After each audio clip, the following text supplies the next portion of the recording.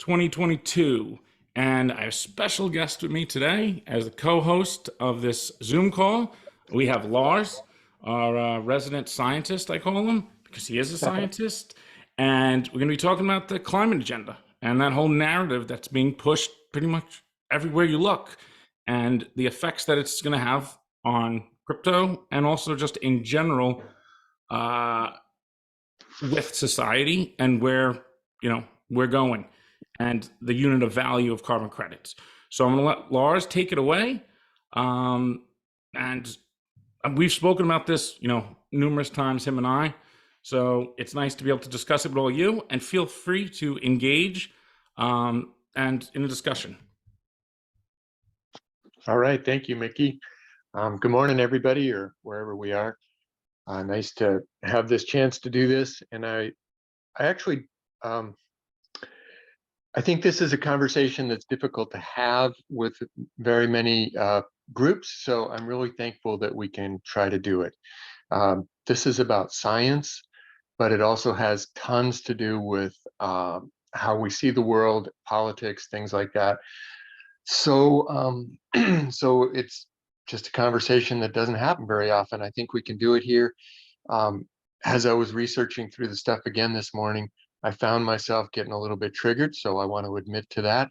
If you do, that's okay. If we need to pull back from the conversation, I'd rather we just pull back from it and get on to Mickey's stuff about carbon credits, because that's not the point of this morning. The point is just some background. And Mickey, if you pull up that first little slide there, it's called the phanerozic carbon dioxide. I don't even know what that word phanerozic means, but I'll put that up so you can look at it, or Mickey will.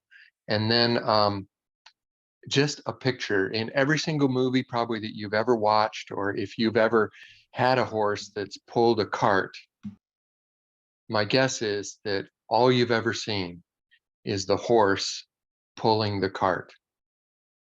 And in all of history, temperature has always changed first, the horse, and carbon dioxide has followed. So first, temperature of the earth changes, then carbon responds to the temperature, the CO2 in the atmosphere. The entire thesis of the last 7 years is that the cart is now leading the horse, right? And I'm not trying to be argumentative here. It's just that's the entire supposition, is that human added CO2 from fossil fuels, coal, things like that, is rising in the atmosphere because we're putting it in. That is true. And then they're saying that is now causing temperature to rise. So they're saying the cart is now pulling the horse in all of history. And the chart that's up, did you get that up, Mickey, the chart? Yeah, it should be 1 second. Okay. Goes back 500 million years. And it shows the levels of carbon dioxide that we've had in the atmosphere. So another part of the thesis is that when we put CO2 into the atmosphere, it is a global or a greenhouse gas. It's reflecting heat back to the earth, therefore heating the earth. Therefore, the ocean is releasing more CO2 into the atmosphere, and we are putting more in the atmosphere, and we will reach a point, right? They call it a tipping point, where we will have runaway global heating.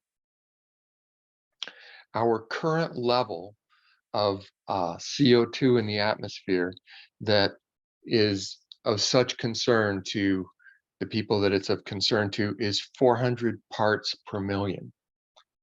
And it is up over the last 50 or 60 years or 100 years. But if you look at this graph, which goes back 500 million years, we're over on the right side, the very right at time zero. Look at our CO2 level. It is the lowest in history. We talk about runaway global heating because of adding CO2 to the atmosphere.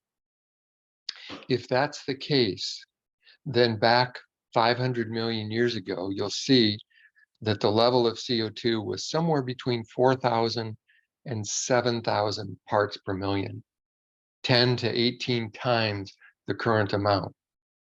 There were no humans there to suck the CO2 out of the atmosphere. And yet the Earth naturally came down in CO2 levels. So I'm going to step back and say, I have a master's degree in mechanical engineering. Science is really important to me. Science, you make a hypothesis and then you seek to prove it wrong. And if it holds up, it's never like this is it. But if it continues to hold up, it becomes more and more of a solid thesis. The things I've told you already belie what the current thesis is. So what is amazing to me is that the National Science Institute, which funds so much of the research, is funding research that's consistent with getting results. According to the current theory, the media is dominated by this story. Politics globally and nationally are dominated by it. ESG, environment, social governance, has become a huge thing for corporations. BlackRock Bank has bought onto this 100%, and they've been very public and open about that. So I'm not here to have an argument about it. If I put my curious mode on, it's fascinating. The amount of energy that is around this narrative that is provably wrong in very simple ways. And yet this false narrative is so dominant in the areas of economics, politics, media, and even the scientific published papers. So I'm just going to say the thesis that makes sense, or the theory that makes sense of what is actually happening. And to do that, I need to say that all of the current CO2 predictions and global warming, climate change issues that are based on CO2 are based on computer modeling. And that computer modeling has made the assumption, right? Because in models, you have to make assumptions, has made the assumption that the amount of energy that the sun provides is a constant 3 watts per square centimeter, or per square meter. That amount of energy from the sun is not changing. That is wrong. And they have not updated their models. Their models continue to assume that. We know, it's undisputed, that the sun has cycles. And Mickey, there's another graph to put up, the one with the ocean in it. If you put that up now, if you can. And for me and for many, there's a lot of other pieces. It's very complex, but here's a very simple way, if you want to understand it this way, to see what's going on. Lars, which is it? The empirical evidence shows temperature It's the one that increases? has the ocean on it. In the bottom right, it says that the ocean contains 50 times more CO2 than the atmosphere. Do you see that one? It's like a picture. It's not a graph. I don't have that one. Let's see. The title of the email I sent to you was Ocean Atmosphere Carbon Cycle. No, I got it. Okay. There's the one below. Got it. 1 second.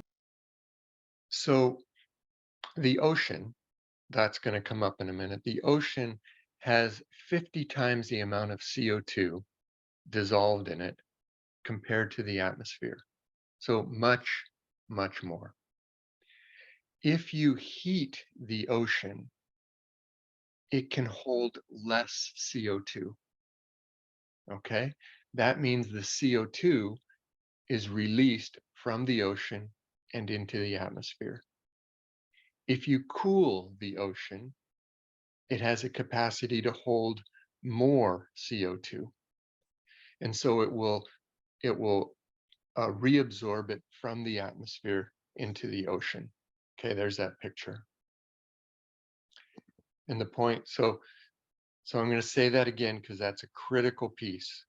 And the scientists know this, but they're explaining it by saying the sun doesn't vary. Okay, when the ocean gets hotter, it releases CO2. So we're going to have more CO2 in the atmosphere. If the ocean gets colder, it absorbs CO2, and we're going to have less CO2 in the atmosphere. I told you the sun varies. It has cycles.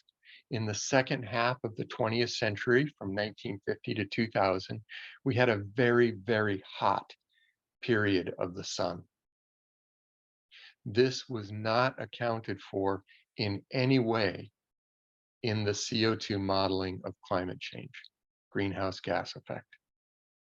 So this heating of the earth, because the sun is heating our earth, caused the ocean to warm up, caused CO2 to be released into the atmosphere. If there were no humans on the earth during the second half of the last century, we would have seen an increase in the amount of CO2 in the atmosphere. This was completely unaccounted for in the models.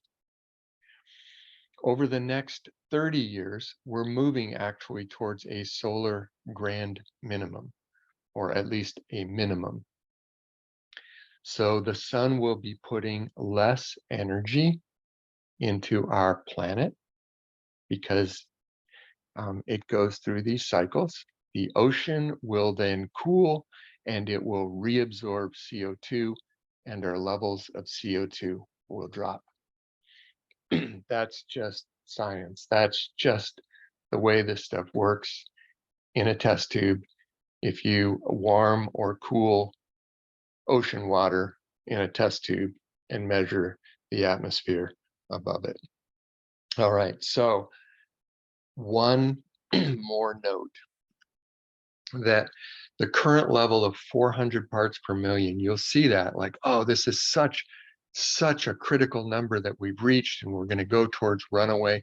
If you look, you don't have to put it up again, Mickey, but that previous graph showed we were up to 4,000 to 7,000 parts per million. And we naturally came down because the sun's energy reduced and it absorbed into the ocean. Other places that CO2 absorbs when it becomes carbon as fossil fuel, or when it goes to the bottom of the ocean as seashells, lime, like the seashells absorb carbon to make their shells, they go to the bottom of the ocean and make limestone. So that is why actually over time, our amount of CO2 in the atmosphere has reduced over millions of years. We're actually at kind of a critically low point. Oh, you got that there. Great, thanks. So it says the amount of CO2 in the atmosphere was reduced by about 90% during the last 150 million years. If this trend continues, CO2 will inevitably fall to levels that threaten the survival of plants. So just keep that one in mind. Plants require a minimum of 150 parts per million to survive. And we are at historically low levels of CO2.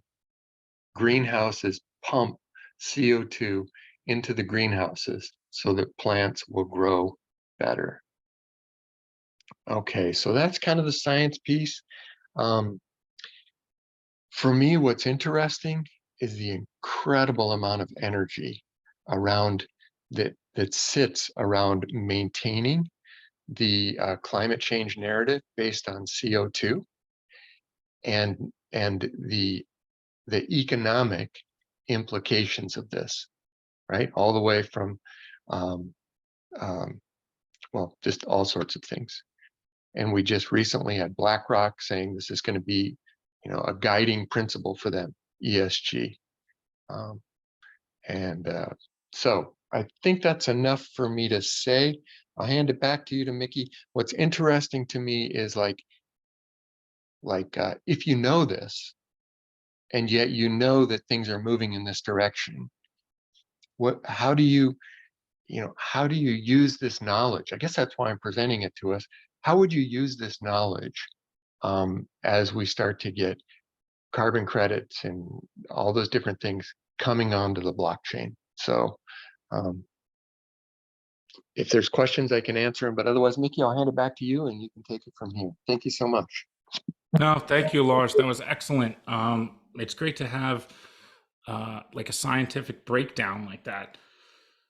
So taking it into, now the approach of how does this affect us? And I question too. I mean, I think the narrative, there is so much effort and so much energy being put into this climate agenda. However, the reason being, like, what is the ultimate, if there's really the data behind it doesn't really support it, then what's the point? But why is there so much effort? So we have things from like the SEC trying to put in, Gensler with the ESG and all those, which seems a little extreme just to me.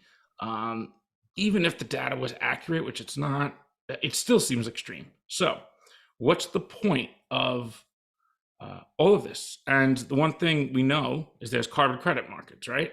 So there's a voluntary carbon credit market and there's a compliant one. And I know many of you are familiar with this from the climate days that we talked about. But what is it on a global scale? And, maybe I'll speculate here a little, but it's something I talked to Lars about. I'm like, well, we have this big debt problem, right? Fiat is getting printed to oblivion. And then you have organizations like the IMF and BIS. So the IMF is so involved with the whole climate change thing. It's almost like it's a crisis, right? And we just went through a crisis, a real crisis. However, what came about. But here's something with the IMF, they keep talking about carbon credits. And Lars and I were talking last night, and I was like, can this be a replacement for fiat? And I was like, it can, but I don't see how it could be like just one currency, where we're going to have multiple different carbon credit markets. So these voluntary ones, like this is going to be on the XRP ledger very soon because the NFT amendments passed. So as soon as, it's going to pass. I think there's one more little fix that's in voting right now. And then that will be on there or on side chains. So we're going to see this like right up close. So engaging with it, and it's going to be front and center, Ripple's pushing that whole narrative. But they're creating a marketplace.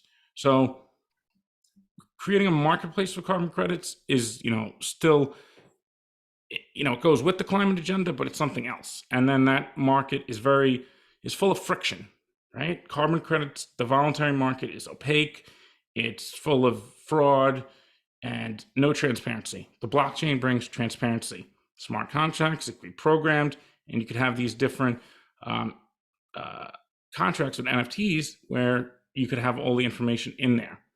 Now, looking at it on a scale of like global, one thing I have thought of is like, well, why, if the IMF doesn't have a specific reasoning or, message like behind why they're pushing this so heavy, it is attached to a unit of value. Like there is something called carbon credits that have value.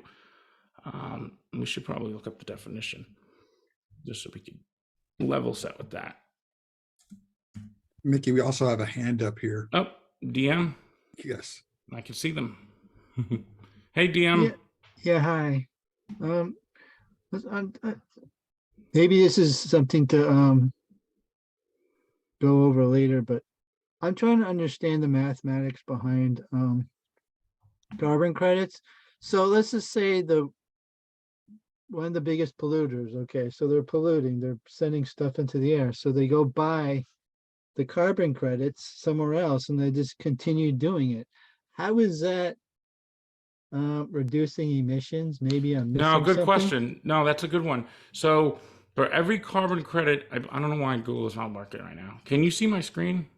Or no? Yeah, we see your screen. I can't, I don't know, it's not. I can see it too. All right, the ultimate guide to carbon credits. Here we go. On the other side of those carbon credits, Mhm. There has to be a action that puts carbon back into that offsets it, right? So for every carbon credit, here we'll look at the official definition.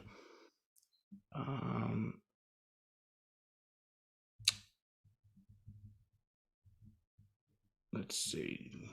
I just want to get that answer for you.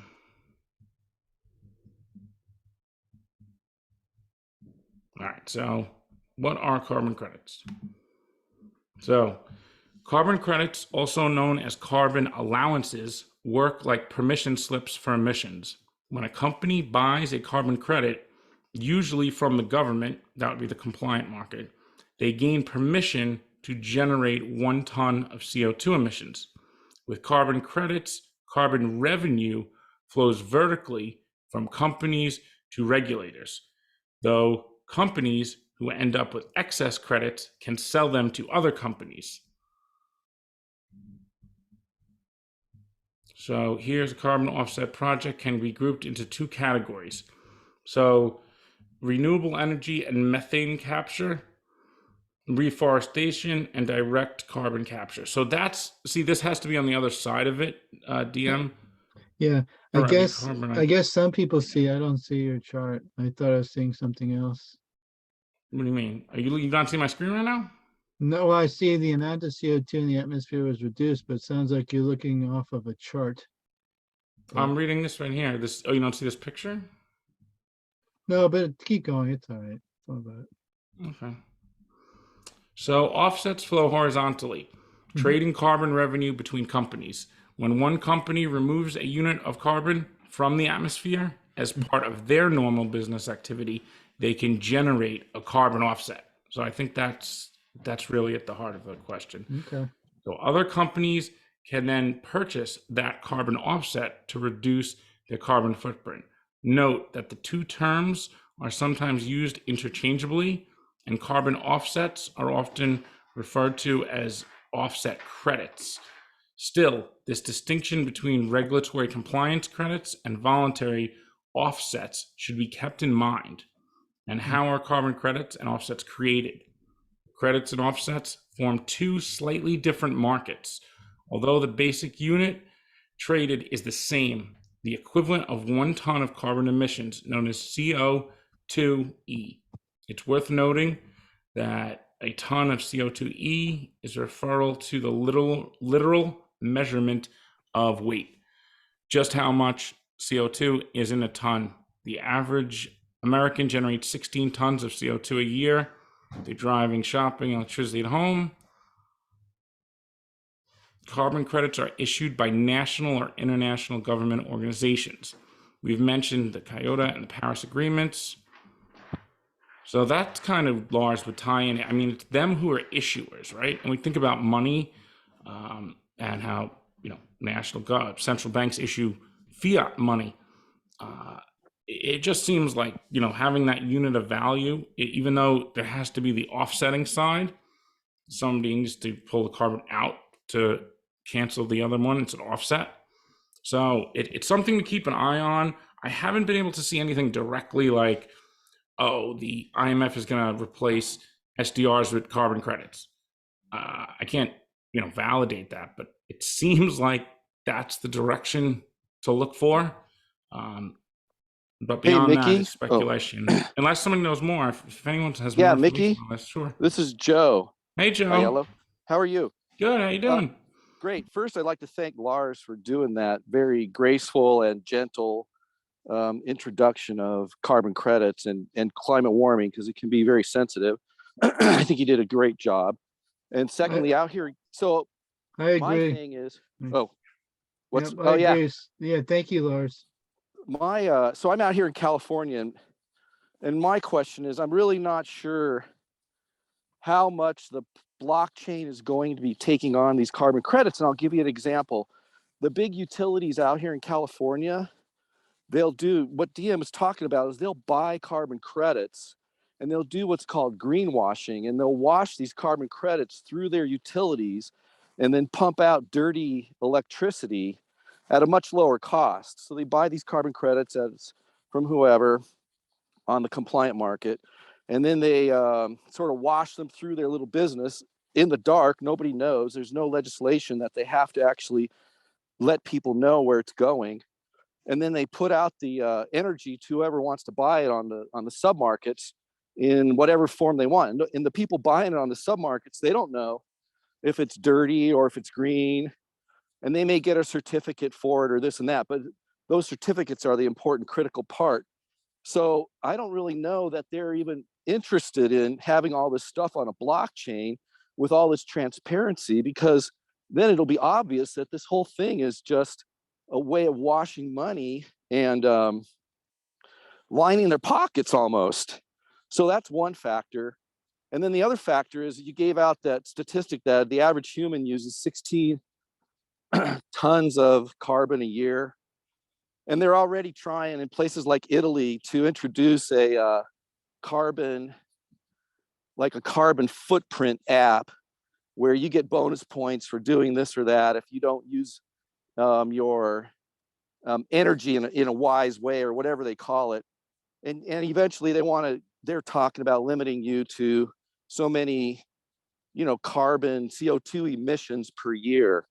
And so on the private sector, that's a little bit worrisome. And obviously they can tie that into a CBDC. So this whole thing, worrisome. the whole thing is kind of like a little nefarious, a little not sure what's going on.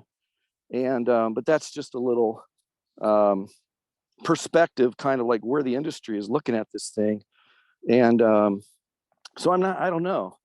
But it's just like it is, like Lars said, it's interesting. Mm-hmm. Yeah, it's interesting. Well, with the idea of markets, and so it's a really inefficient market, like you said, right? We don't know if they have these credits. You can't see the certificates. There's no transparency. I mean, that's what makes it ideal for on blockchain. But the Paris Agreement, my understanding is that's already set already on Ethereum. Like they already decided from the Paris Agreement, but that's like a global thing. And then you got like the US and California as a state. And the other thing is the trust.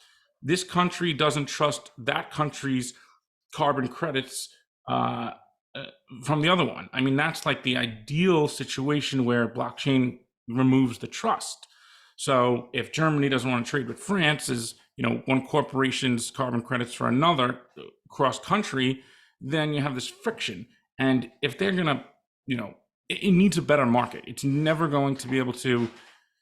You're right. I don't know how they would be able to go forward with that type of washing and lack of transparency. Everything is going to be more transparent, but we're going to have this like unique new component to like history that we've never had, is combining transparency with privacy. It's like almost like thought of it been impossible. How can we be transparent and also have privacy?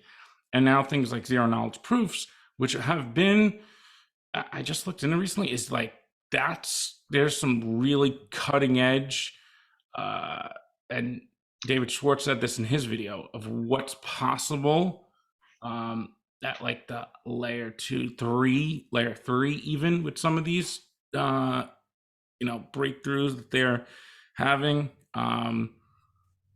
So that would keep transparency and have the privacy to create really unique markets. So everybody seems like they're doing a carbon credit project, though. It's like every blockchain you look at, Cosmos, this one, just look around, and Hyperledger. I mean, it's everywhere. Okay, we got a couple hands up here. I think you got BSEC and John Reeves too.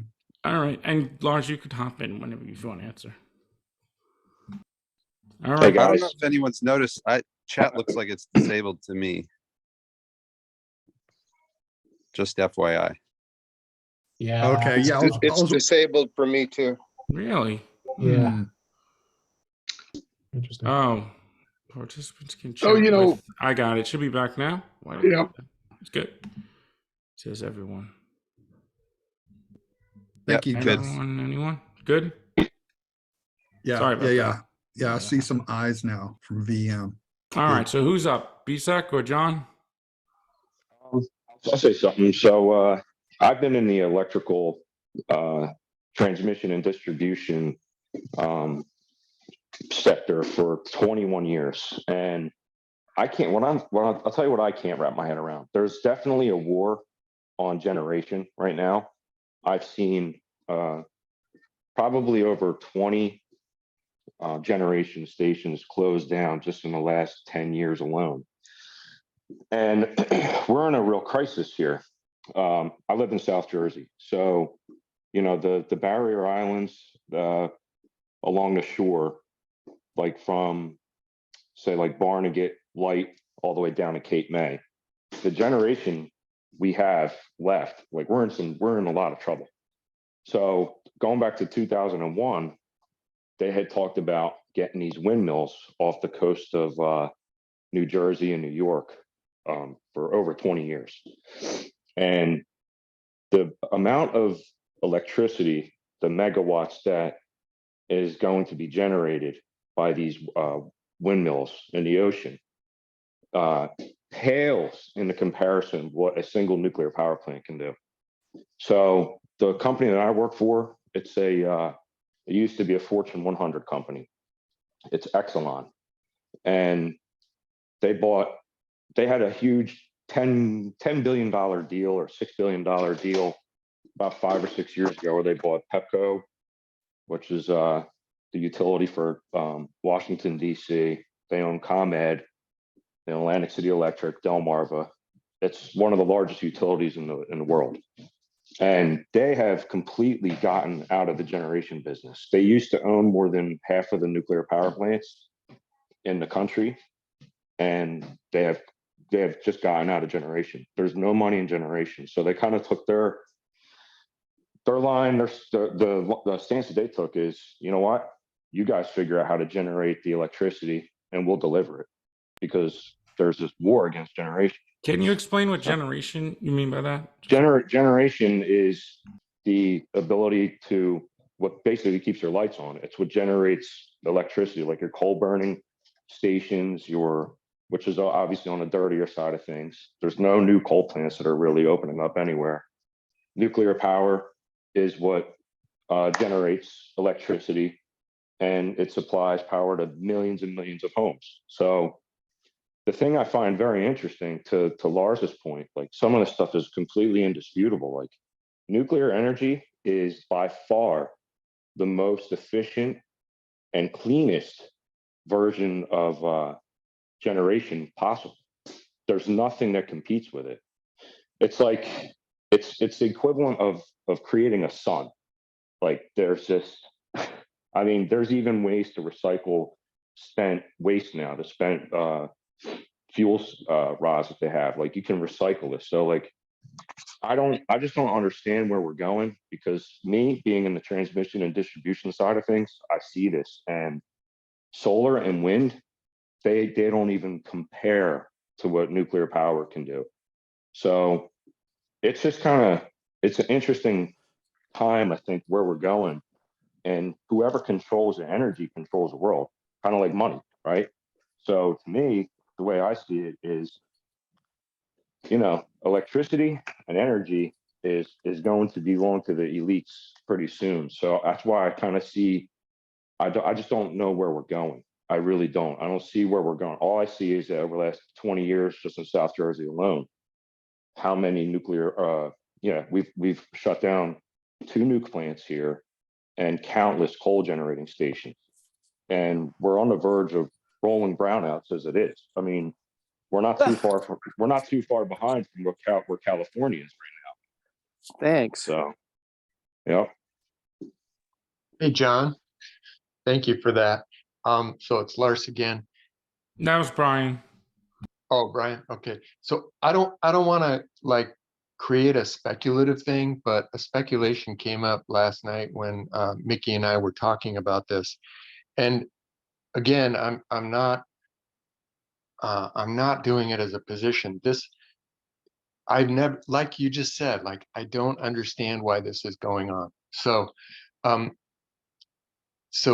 this is not about the whole COVID vaccine thing. It's about what happened monetarily during that time, right? During a period of a year, like 1/3 of all the money that has ever been printed by the Fed was printed during that period, right? Our debt went up, what was it, from 14 trillion to $32 trillion in the space of a year.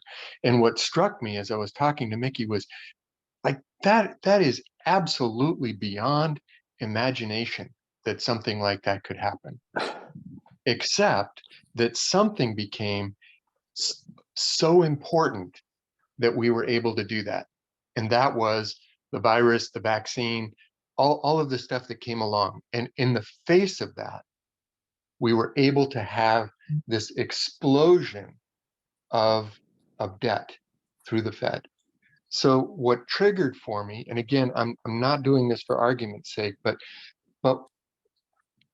we talk about, like, is there going to be a commodity? Is it going to be XRP or gold or whatever that backs or replaces fiat? And what if that's CO2? And And we're fucked. if that becomes the commodity, that, because what's the narrative? I mean, if you listen to the narrative is that the planet is at stake. If we don't reduce CO2, Mother Earth, right, the Earth, the human survival on the Earth is at stake. And again, now I'm not trying to get into politics, but that's the narrative out there. And we had such a powerful narrative going that we were able to print, you know, a third of all the money that was ever printed in the space of a year.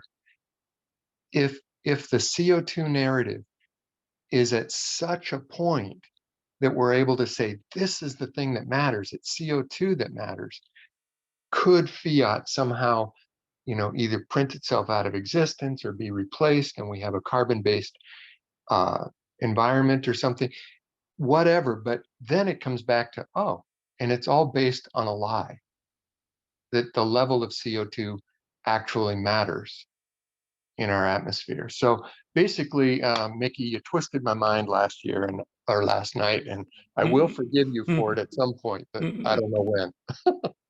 All right, thanks. Yeah, I think I agree with you both that it's Well, the point. Like, what is the end game here? Well, the end game's complicated, but Lars, I really appreciate the the brief mini lecture as an electrical engineer from the university. I wish more of my professors were as clear as you were. The 4 years would have not been as painful. And secondarily, also with a science and economic background, I kind of see both sides of what's going on here. Because I've lived most of my adult life as in finance person and not as so much of it as an engineer, although I've probably primarily been involved in financing energy companies and that type of thing. Anyway, one of my first papers I wrote as a budding in undergraduate school in engineering was on nuclear power generation. And we have evolved so far in nuclear power generation, it's not even funny. They're much smaller these days, they're much more contained. But unfortunately, here in the US, we are 30 years behind the 8 ball. So we don't make them, so we have no chance to sort of catch up with it. There's some of the type that are made in Germany and in France. And France still gets the vast majority of its energy from nuclear power plants. Despite all the rhetoric or whatever, they get most of it from there. And I do believe, that there is some sort of control mechanism that someone, a group, something really wants out of this. It's about control. In one of our other groups, I posted, it's a big plan and you ain't in it. And I don't think we're in the plan. I think we are seeing consequences of that plan, consequences of, of coordinated action or planned action or whatever it is. But we're watching and we're more informed watchers, but we can't affect the outcome necessarily. All we can try to do is protect ourselves and protect our families and protect our assets. And that's what we can do. and Lars, I haven't seen that little picture of the ocean energy cycle and the ocean cycle since I was in about 5th or 6th grade. I don't think they teach it anymore, except my daughter's here. She said, "Oh yeah, they had that when I was in middle school." So I think it's just disappeared from the lexicon of knowledge, and very, very unfortunate. But I do believe there's something else going on, and I don't know what it is, but I'm going to try to. I think that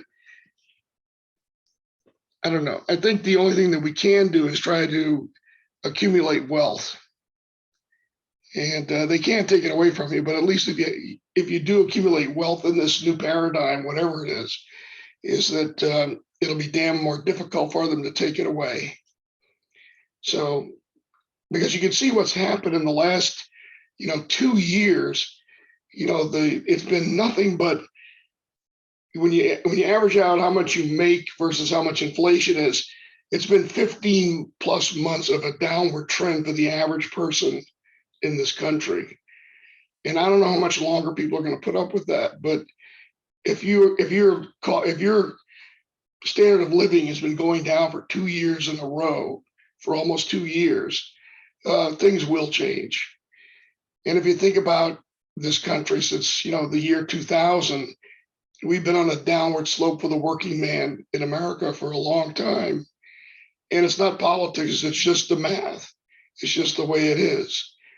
And many reasons why that's probably happening, and probably don't need to go into them because it always gets people upset. But the truth is sometimes difficult for people to accept. But at any rate, it's one big continuous circle. Energy is part of it, finance is part of it, politics is part of it.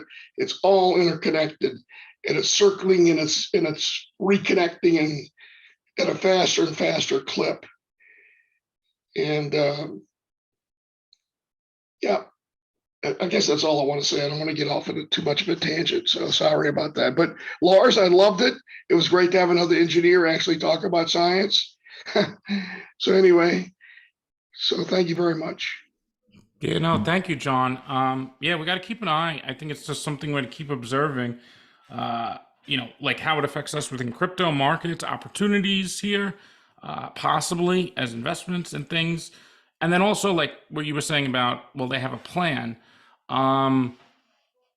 So regarding the idea of having a plan, they also, they don't always necessarily work though. So I'm going to just play devil's advocate a little on that one. Like the SDR, right? Has that really been hugely successful? Yes and no. Like it still accomplishes its goal, right? The IMF's still able to, indebt these countries, third world countries. And now we could think of how would that be used, how can they use carbon credits and put pressure and influence, right? Because that's what it's about, influence. And there's this renewed call that BlackRock said it. I think it was Larry Fink and some others that they want to make like a point. They want the G20 to like anoint the IMF as the global something organization, which they are, but they don't have really. The SDR was like, let's combine all the fiats into a basket, but it's still tied to all those fiat currencies. The thing is, if you created a new type of value that was free floating, where it was like carbon, and they could try to create a market like that. But here's the thing with it that I think that it's difficult to control. If you're going to have all these different marketplaces out there, there's going to be a difficulty in, trying to control the market forces, because especially if these corporations, businesses, firms start really becoming comfortable with, hey, these markets are more transparent, they're better markets. And they're doing all these pilots on tokenization, even though they're on private blockchains, there's still rules and protocols. Like it can't be hidden, and like what they do with the commodity markets and paper derivatives. It seems to be that that innovation is going to throw a little wrench into some of the things that could be used to totally control but I don't know for sure. I'm going to look into it more. McKinsey, they're known to be, one of the bigger international like auditing firms and things. They put out a blueprint for carbon credits 2021. I'll post it in the chat. But if anyone else has any other thoughts on that, of how, I don't know if you're in here, V8, how that could tie into like fiat, not necessarily replacing it, but complementing it, or how does it play Well, a role? remember, Mickey, they don't trust each other right now with just Yeah, fiat, with just fiat. That's what credit default swaps are all about. So how in the hell are they going to trust them in a semi-transparent market even more, opaque than derivatives if it's the way it's been described with hidey hole this and hidey hole that, with all these certificates. I mean, they're not going to trust anybody. They're going to, forget it. And, look at France and Germany. Germany's cutting all their nuclear power plant production down, and France is saying the same damn thing, but they're not cutting anything. Well, Greta has kind of backed off her stance, and she's starting to embrace nuclear. So I guess that's good news for us, Greta Thunberg. So what comes to me, I really appreciate this conversation. Thank you very much. Who benefits by these conversations about making energy scarce, right? Restricting nuclear power, closing power plants, all these different things. And I don't know that we can necessarily answer that, but it's true that the climate narrative is a lie. It's simple to know that based on scientific fact. So it leaves me with not confidence that what's happening is benevolent. And so then if we are moving in this direction, and I get that's an assumption then that there's an intentionality behind this. And I really don't want to get into speculation here, but I think in terms of how we position ourselves, how do we understand that? I've never been able to figure out like who benefits from this lie. And I don't know, maybe there's a simple answer I'm just missing, and I really don't want to go into speculation, but in terms of who we're going to be in the midst of this, how we're going to use the blockchain, these kinds of things you're talking about, Mickey, who has the power to issue them? And that would be something where to look. Just like John was saying, how do you verify everything? And kind of tying it back to that Paris Agreement that just happened. It's just the fact there's a unit of value, of commodity value that's been created, and now there's this narrative on top of it. There's definitely something there. I don't know necessarily if, the plan and things like that, because it's so hard to predict what's going to happen in the financial markets, what's going to happen in innovation. Like, I'm sure there was a plan for a global currency in 2011, 2012, and then boom, blockchain just upended that, and now they're CBDCs, and that's a whole different thing, and it just changes what's possible. So we're gonna have to monitor this. I think there's some information out there though. Hey, Mickey, FTM's had his hand up for a bit as well. Hey, FTM. Yeah, how's everybody doing today? We're doing good. I left my tinfoil hat back at the house, so we won't go there. But great presentation, Lars. And it's important that we look at all sides of these things right now. And the big question is with all these carbon credits and stuff, and they just didn't pop up yesterday, but they're relatively recent in when we look at a time span here, and you don't whip up these kind of agendas overnight. So exactly what's behind them and what's going on, who knows? The thing that I'm looking at is how do we approach this stuff and with what we're doing here as far as an investment standpoint, everybody's on board. Look at it. You got Ripple. There's not a company out here that's not talking about it. There's not a country. Everything's going on with it. But some of us has got a little sour taste in our mouth right now. And if anybody is having any hard time getting a hold of some climb, I got some for you. But that can all turn around too. It's I'm just not sure what the whole agenda is on this stuff. It certainly appears it's about control from the standpoint that I'm looking at, and I'm just going to kind of leave it there. But it's important that we have these discussions, and it's more important that at least for myself, is that I keep an open mind to new information that comes out there, because it has everything to do, from an investment standpoint out here right now. And, that's what it's all about. If we're gonna make a change and a difference in this world, it's going to take some money to do it. And, we're not going to get it sitting back and being ignorant, or just sitting back and having one side of the story here. You got to see what's really going on. That's really all I've got.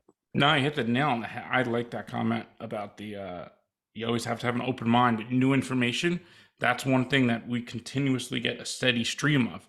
So I think that's very important in everything, especially with something moving so fast and in so many different directions. New information, we might not see right away, but that's why I think we have to constantly be like on our toes and moving, because things shift quickly from one thing to the next. And otherwise, if you're not looking here, it's going in that direction.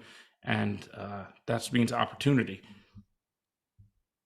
Okay, we got a couple hands here. We got Joss and then BSEC. Do whoever wants to go first?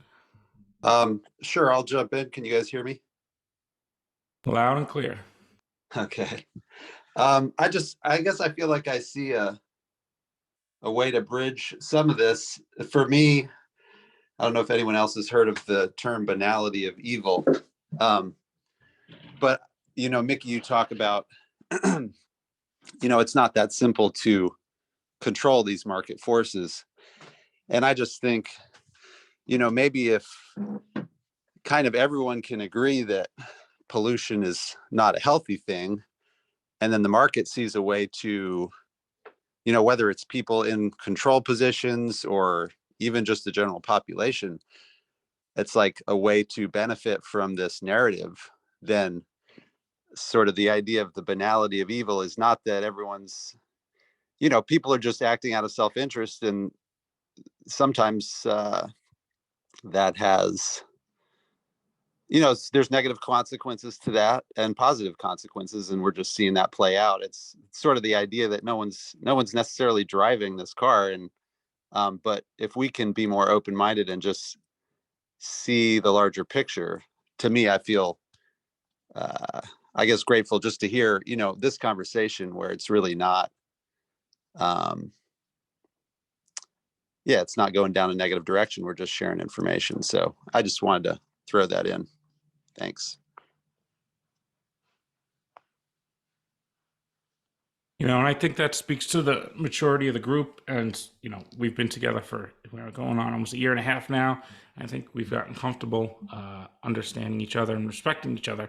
So it's great to see. I think this conversation would be very difficult in many other groups. So I'm going to post the McKinsey blueprint for scaling voluntary carbon credit markets to meet the climate challenge. So their big push here is the demand for the market. So that's what they're saying. So outside of like what Lars was talking about, the specifics, it's really to try to create a marketplace. So they say by 2050, global demand for voluntary carbon credits could increase by a factor of 15 by 2030 and a factor of 100 by 2050. So purchasing carbon credits is one way for a company to offset. Yeah, so if anyone remembers McKinsey, they were the one who did a lot of the Ripple papers on payments, and they have a pretty big name globally when they put out these little reports. But this is from 2021 though, so it's about a year and a half old. Who is next? BSEC. BSEC. Hey, what's up, guys? No, this is a very interesting topic for a number of reasons. But what the thing that I find sad is I see how serious this is. I really do, and I find myself in this crypto game rooting for a lot of things that I personally wouldn't hope for, like CBDCs. I don't really think is a good idea, but I think there's some benefits to us as a group here for them, for the control aspect, monetizing the carbon credit thing. I find that interesting because, like I said, to me, this is like life and death, right? Energy is life and death. And what scares me is this big push to just make everything go electric, right? The electric cars out there, they're kind of junk right now. Technology it's up and coming, but go sit on I-95 for 4 or 5, 6 hours in traffic and wait until your car dies and try to stay warm or cold. You're going to die in that car, or you're going to get killed on a side of the road trying to get out. And we saw what happened with Texas last winter. Which is interesting with Texas. The majority of their energy comes from renewables, solar and wind. And a lot of people were at risk. A lot of people died in that cold snap that the Texans are just not used to having. So, for me, this is kind of like a life and death kind of thing.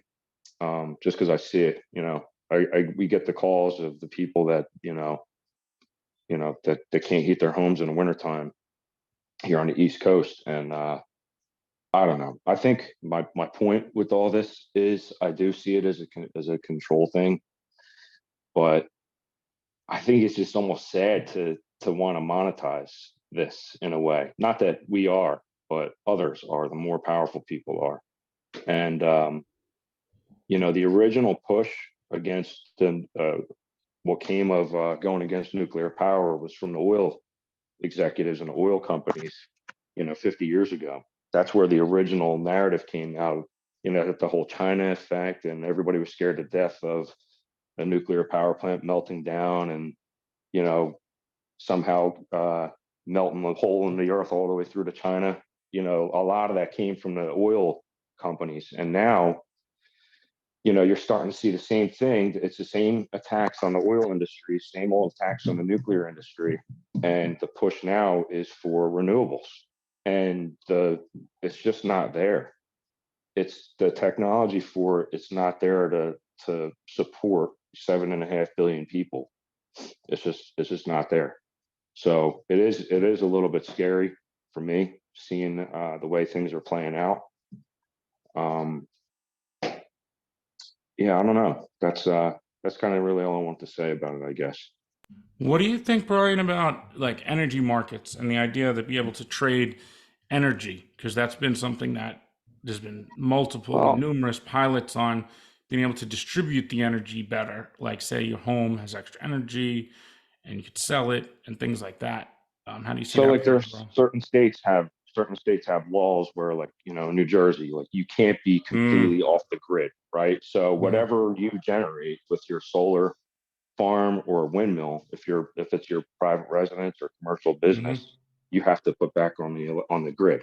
But they also limit you to how much you're able to put back on the grid. Like I can't just go, I can't buy 9 acres of land with a 2,000 square foot house and have this giant solar farm, because you're not allowed to make money off of that as a resident. You know what I'm saying?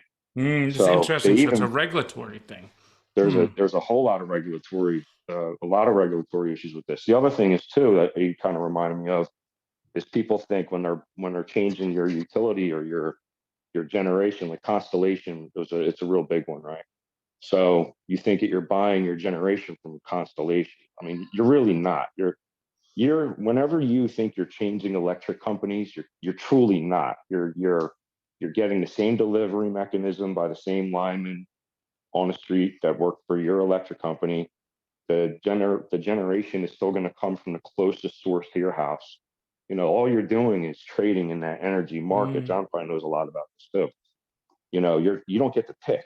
You're basically a speculator. You're hoping that price holds for getting locked into a 2-year price agreement for, 2 years, I guess, is what you're doing to keep your electric bills low. I don't even know if we have a choice. Yeah.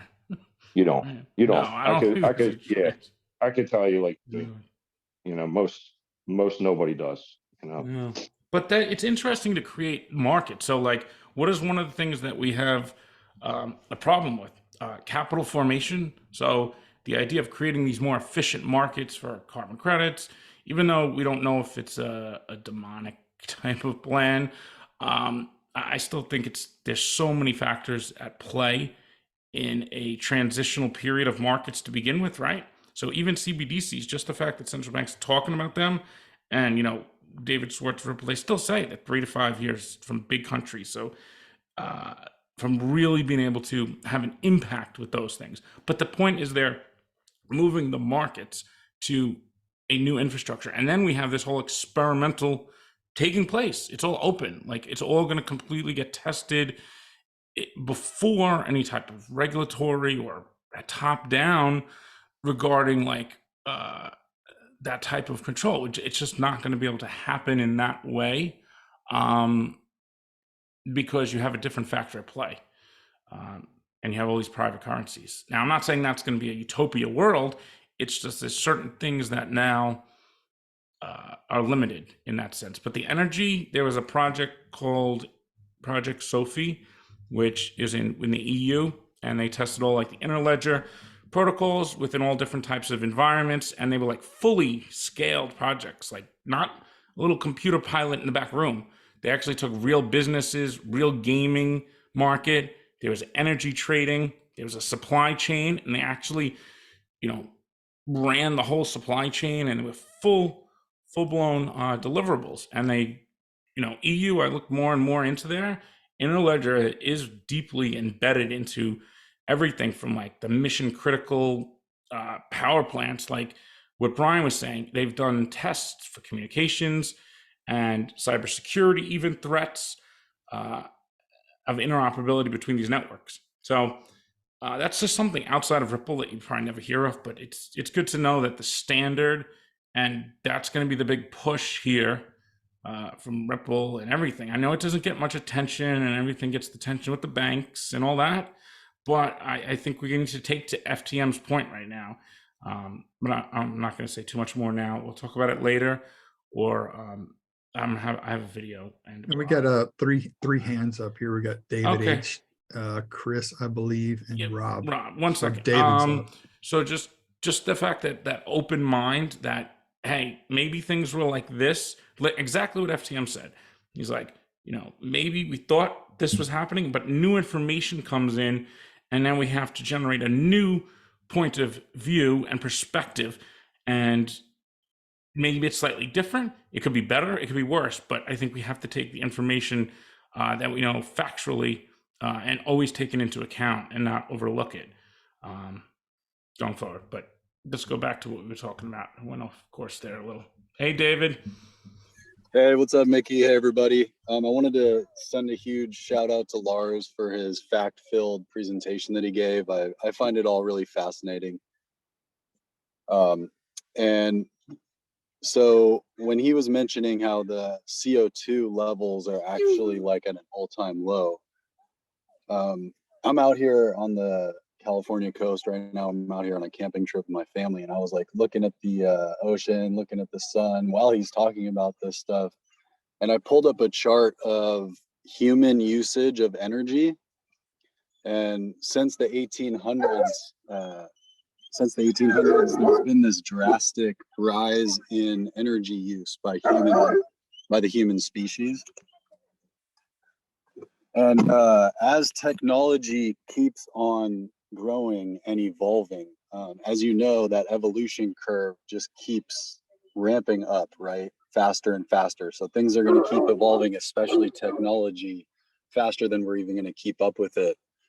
And this is one of the reasons I kind of got into XRP, because I think what is trying to occur, or what, you know, like governments, obviously they've been put in a role, they've been chosen to basically monitor like what is happening right in the world. And the elites especially, you know, are keeping a close eye on specifically what is happening in the world. Like, how long is this world even going to last? You know, how efficient are we? What's really happening here? And noticing that there's this energy usage ramp.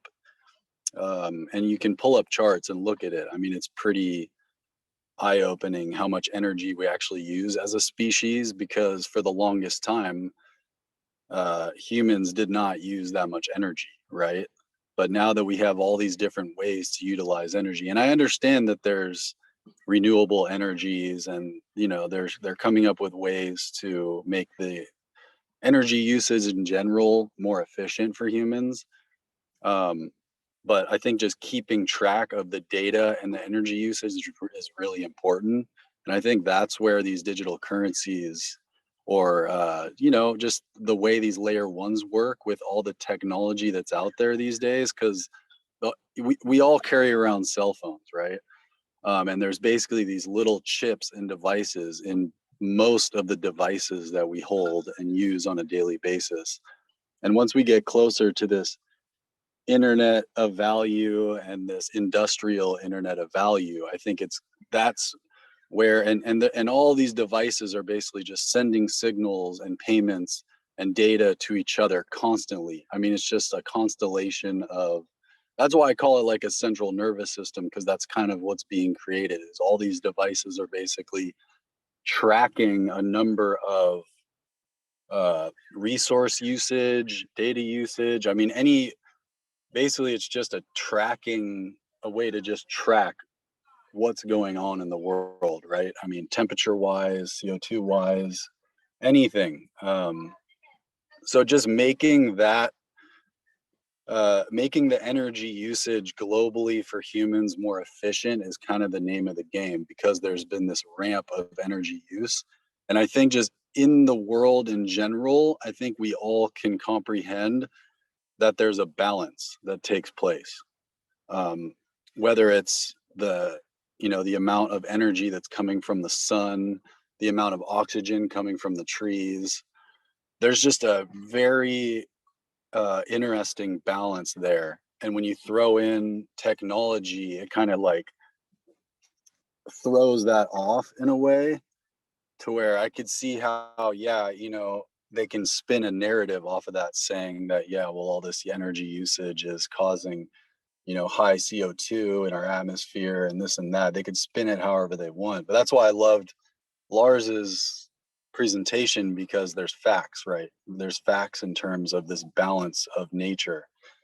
So I just wanted to like make that comment, where I think that it's really important in terms of money to make that more efficient. And whether it has to do with tracking the data and the value that's going around globally, I think that's just going to be part of it, because a large portion of the value in this world is kind of controlled by larger players, if you will. But I think it's just going to keep evolving, and definitely it's not going anywhere. The cat's out of the bag, and just doing our part and recognizing that that's kind of what's taking place. And whether it's, you know, my investment in XRP, that's kind of my hedge. You know, I don't think metals and golds are going anywhere. I think that they call that God's money.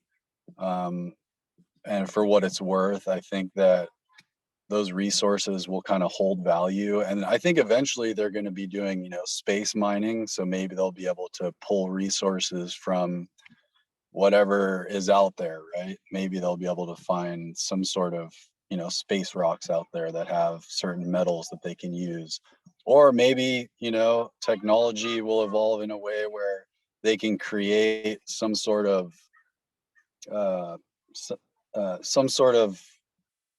element that can kind of take the place of silver, because all these devices we use, right, these hardware devices have these metals inside of them, the chips that they build, right? Gold, silver, to create these different components that we're using to kind of keep this all running. So I don't know exactly where I was going with that, but it's just understanding that there is a balance is, I think, highly important, and that it is important to look at the energy usage. And I find it interesting that they're coming out with this narrative that CO2 is so high, but when you look at the actual energy consumption that we're consuming, it's ramped up drastically since the 1800s. Like, it was basically going from nothing to super high levels. So that almost seems like the opposite narrative, like we would be low in CO2. But maybe I'm just, because I'm not a scientist, so I don't know. Maybe the more energy we use as humans, the more CO2 we're creating. I'm not exactly sure how that works, but that's it, man. I just wanted to thank Lars and get those thoughts off my chest, because I think it's really important in terms of where we're going in this space and why we're here to begin with, because they're trying to make value movement more efficient with these devices, and cash just kind of isn't, fiat isn't efficient enough, and there's no way to really keep an eye on cash, and it's just too cumbersome. It's just hard to move these assets around physically. It just takes up too much energy. So David, you're correct that the more energy we use, the more CO2 we put into the atmosphere. That is correct. And so that underlies the whole current thesis that that's the problem. But that graph that Mickey put up, that the ocean holds 50 times the amount of CO2 compared to the atmosphere, and we've made only a small shift in the amount of CO2 in the atmosphere. So if you're an engineer, you always put down the variables in equation to the best of your ability. And then you discard those that are very small, because you're looking for the biggest effects. And it's the sun and it's the ocean that are the relevant effects. The amount of CO2 that we've added is not causing the system to shift at this point. So they're just running with that narrative. There is that narrative out there. So yeah. So I guess like, I forget who it was that was saying, I'm just sad about what's going on there in the East Coast with the energy and stuff. So as I think about this, as I think about the last couple of years of going through the pandemic, there's like, at a base level, not about the pandemic, not about CO2, there's this tension, I think, that's in humans, because we are community-driven characters. We can't actually survive alone. And there's this tension between, what narratives do I attach to? It didn't used to be there. In the far olden days, there was a narrative that we attached to in hunting gathering days, and it meant our survival. But that's still a very strong tendency. And yet there's also this capacity to have individual thought. And then there's capacity to create and control narratives and push them on others. So relative to carbon, to CO2, if we look at the last couple of years, we, again, without being polemical about it, we focused our energy on this pandemic, on the coronavirus, on vaccination, on all of those things. And because we did that, because our attention was so focused on that, that was so real to us, we did something that was completely unimaginable. Our focus went away from fiat, and we printed 1/3 of all the money we ever printed in 1 year. So fiat is just an imaginary thing. These things are imaginary where we put our attention. And the point I'm going towards here, which I have no idea if it has any relevance, is that was a brief thing these last couple of years. But the CO2 narrative has been building for 70 years since its inception. And if, like the pandemic was a global thing, CO2 is certainly a global thing. Everybody, breathes in oxygen, creates CO2, and breathes it out into the atmosphere. If we believe, if you and I come to believe the narrative that the planet, the survival of humans and human life on Earth is at stake because of this event, it becomes the place our imagination goes, and all sorts of other things become possible. All sorts of, somebody was talking about control, restrictions. Why? Because if I create any more CO2, the planet Earth is threatened. We are moving in the direction of that narrative. I just think those things are factors. And then the issue for me personally is like, it just becomes harder and harder to trust these public narratives out there and the people who are pushing those. And around CO2, I've done the study and I know that it is, it's a blatant lie that has huge amounts of energy around it. And I'm just saying that now as a human being who has to position myself in that somehow. And then that point that if we get to the place where CO2 and the minimization of that or the use of it is affecting planetary survival, all sorts of things now become possible. And we had a taste of that in the last couple of years. Again, no polemics, but something completely captured our attention. And therefore, all sorts of things that had been unimaginable took place. So I say this not as an argument, just it's like, yeah, I get those feelings of sadness. And how do we show up as a human being who's part of the planet? All right, enough of that. No, but I mean, the control factor is real. And then the fact that we all have cell phones in our pockets and that message that the people who are in power and the people that are controlling the narrative are able to reach us directly now. It used to just be like, okay, well, you could watch the news, and the news was how a narrative can get started, and the news was how the narrative could get to the people, whether it's TV news, like television, or through newspapers.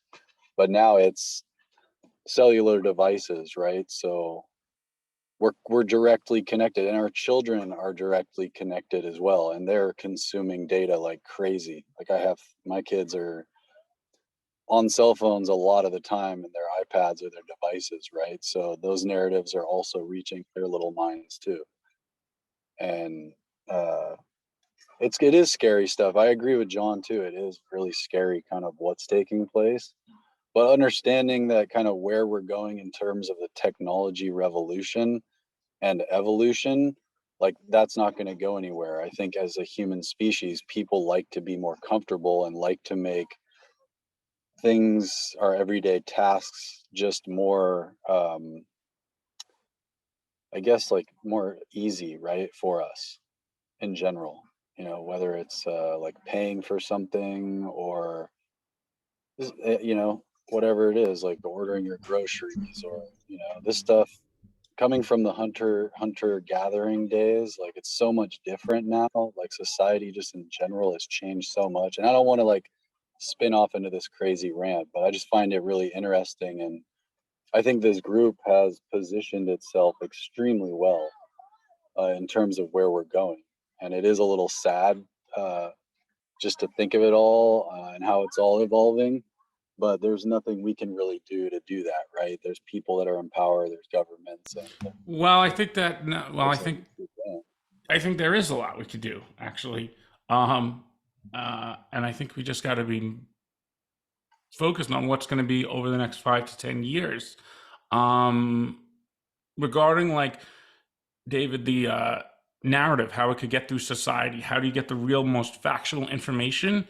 When a couple months ago, Ash and I did like a deep dive into prediction markets, and was able to prove that the most accurate information can get filtered down if there's some type of incentives are aligned, or there's something at stake either to lose or to earn. So I'm not saying that prediction market's going to come out tomorrow, but in theory, they proved it with Brexit, how people would more likely get the most accurate data from the people who had the most knowledge of it, and that would proliferate outward instead of, this shit show we had for COVID, where it was so confusing in the beginning, and then people taking sides. It was just a mess, and nobody really had the right information. And then we have this narrative now where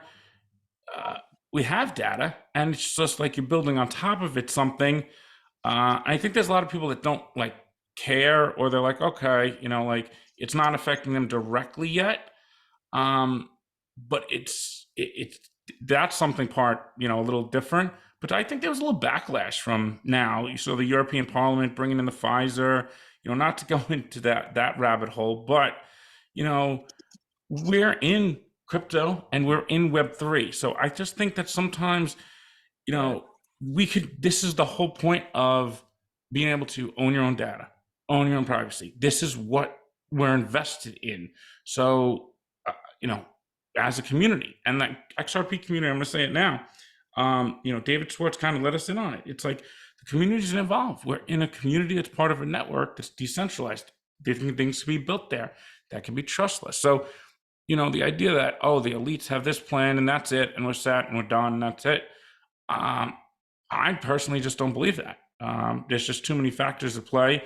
There's too much innovation taking place, and there's actually something that's open, permissionless, and able to be built on. And others, even in the industry, like BNY Mellon, would not have built a custody platform for digital assets. Okay, maybe they didn't jump into DeFi. DeFi is only a couple of $1 billion, tens of billions of dollars, but it will soon be trillions, and there'll be trillions on top of that, and it'll just kind of snowball. So I still think that this is kind of the parallel financial system. I still think, there's both sides to things here, but we have another side. So it's important to keep that in mind, that it's not just like, well, whatever elites say and whatever they say here, because I really don't believe, I still think CBDCs are maybe, I don't think there's no guarantee that they're coming, 100%, because, David Schwartz and the guy Anthony in the podcast, he goes 3 to 7 years for the big countries, average around 5 before you see a real impact. And that's them doing these tests. And everyone thinks, the pilots and these tests are for, the US dollar stablecoin. And it probably is to some extent, but it's also a private XRP ledger, so they could test markets and then bring those back and use those in the open market here and design different things that enhance the XRP ledger, that enhance the application layer and other private chains built around it. So there's more going on here. I mean, I don't want to go down that road quite yet, but just keeping, the whole bank thing and the whole, XRPs for the elites and institutions is bullshit now. I mean, I'm sorry, David Schwartz just poured cold water all over it. So, I'm just telling the group that we need to do what FTM said, have an open mind, because it's not always going to be necessarily what we think. Now, does that mean that's never going to happen? No, I think it can. I just think there's a period before that. He told us. I mean, he says it straight up. He's like, that's not going to revolutionize their business.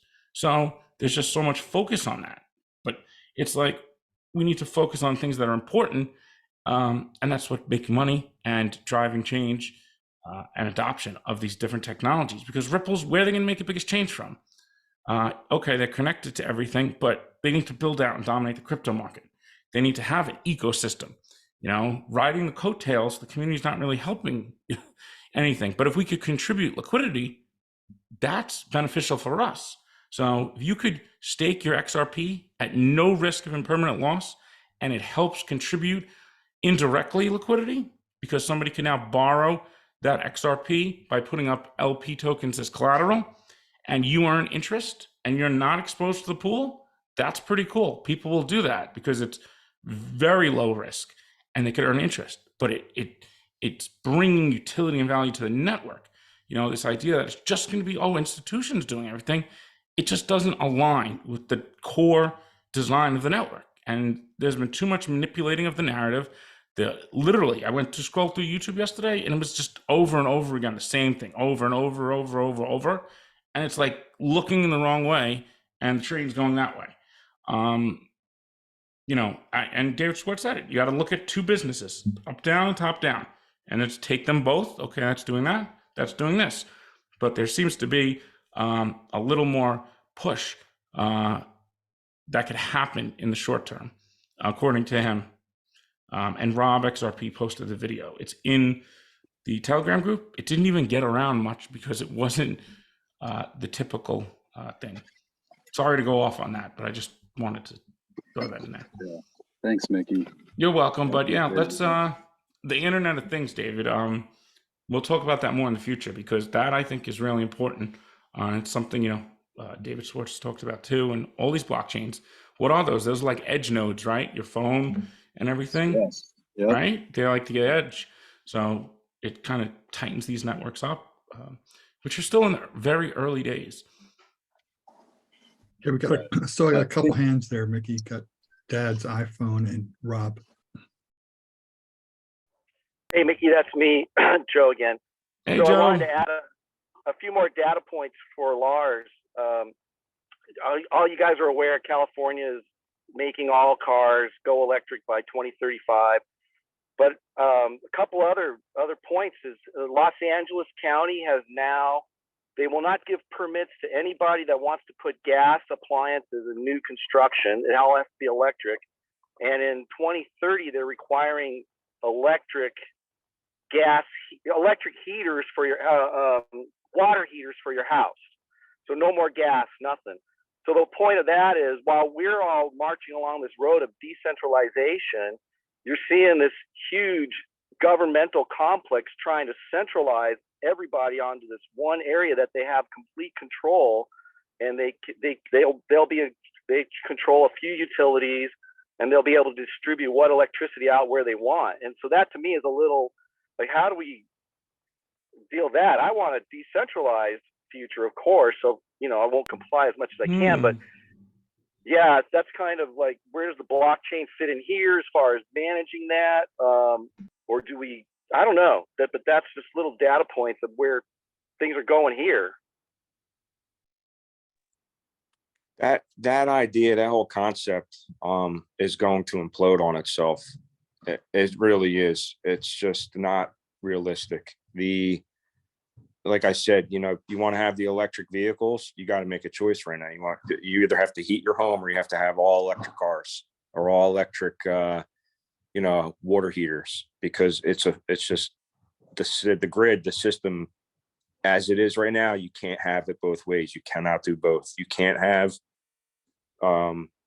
this kind of green energy, these green products that use electricity, right, and then heat people's homes and light people's houses at the same time. It's just unrealistic. I just wonder, when are people going to vote with their, where they live? Whenever it gets to be too much, people are just going to get in that old gas car and drive to someplace else and set up shop somewhere where they don't have to live under that type of authoritarian control. Yeah, I agree. It's just that's sort of the narrative that they're pushing, and it's all centralized.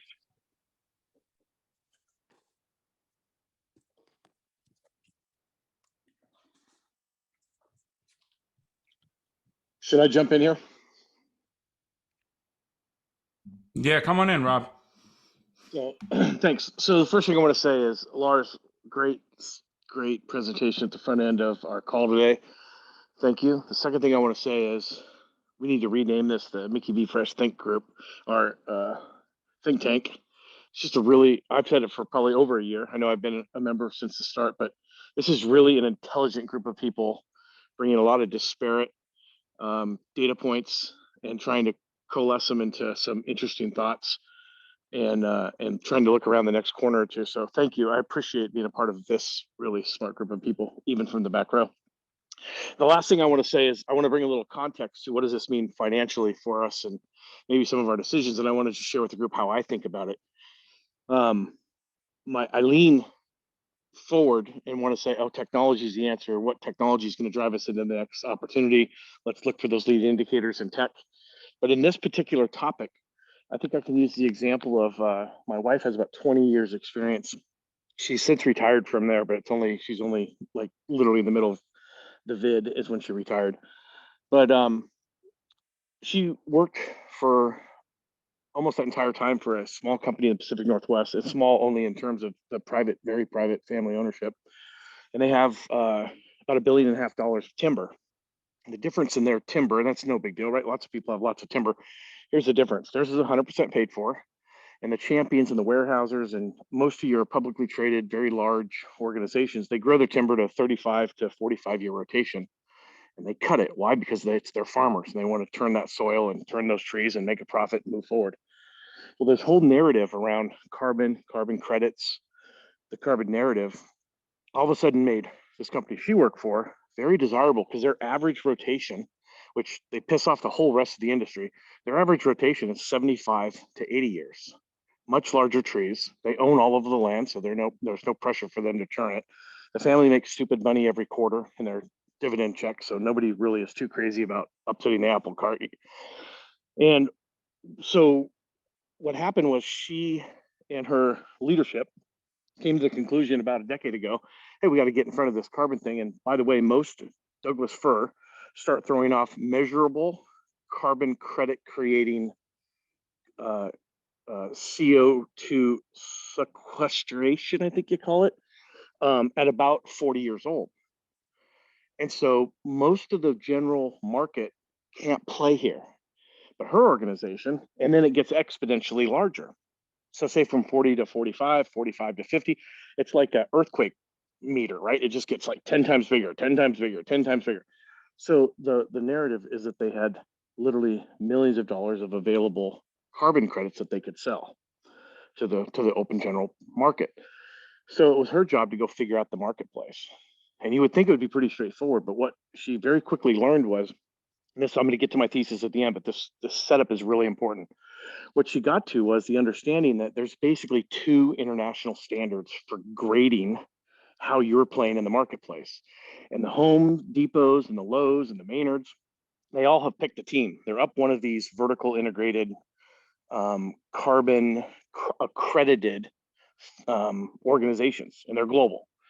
And so what comes along with whatever side of the fence you pick is who they're affiliated with, what countries have blessed them, what math they use, what their audit processes are, what their whole frequency of audit, etc.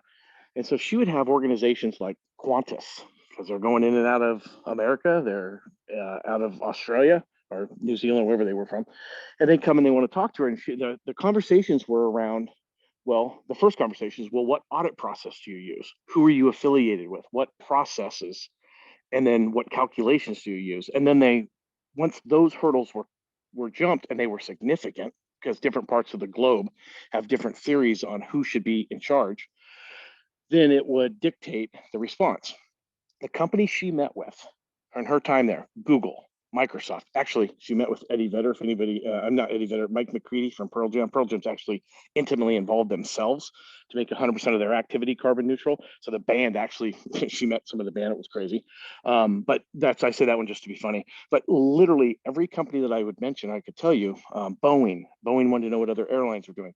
There's a national airline consortium that met with her. These are major corporations and major interests and entities. And what drove all these conversations? What's your audit process? Who's doing the math? What's the frequency? And who signed on to it? So everything I just said there is where I think this is going. And this is kind of where my thesis for thinking about how blockchain and the carbon topic is going to merge. And where they're going to merge is where there is it's like Ripple and all their groundwork they did for the last 10 years in the banking world, right?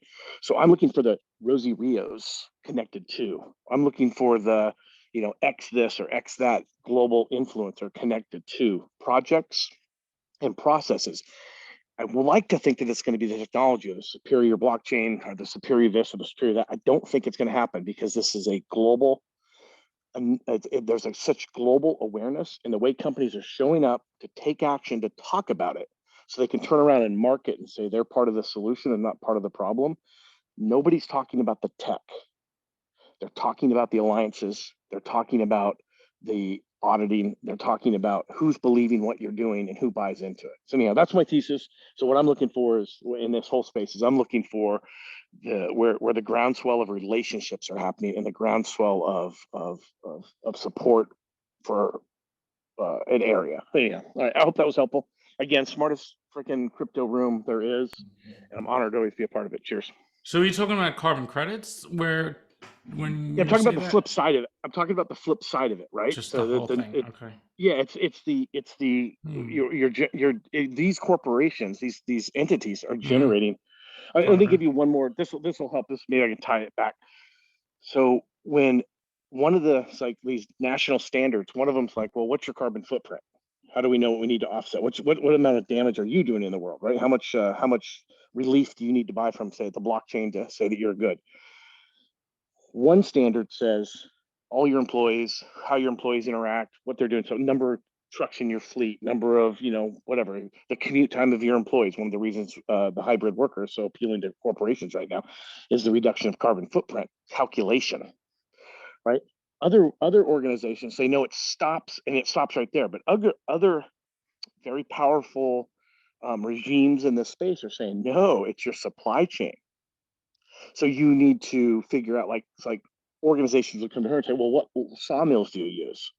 What's your shipping methods? What's your packing methods? And so they take it like 1 or 2 degrees past your actual control, and now it's into your ecosystem. You see these same things being talked about right now in our government with regards to the impacts that they're trying to put on farmers and so forth. You'll see, there were some hearings not too long ago where folks were saying, how the hell am I supposed to control what my packer does? I just give them the raw material and then they pack it and they ship it. Well, no, you're responsible. That's the linkages of your CO2 emissions and your responsibility for that, because had you never produced the raw material, they wouldn't be generating the waste or the pollution, right? So it's those alliances and that's those vertical integrated handshakes or agreements of process and procedure.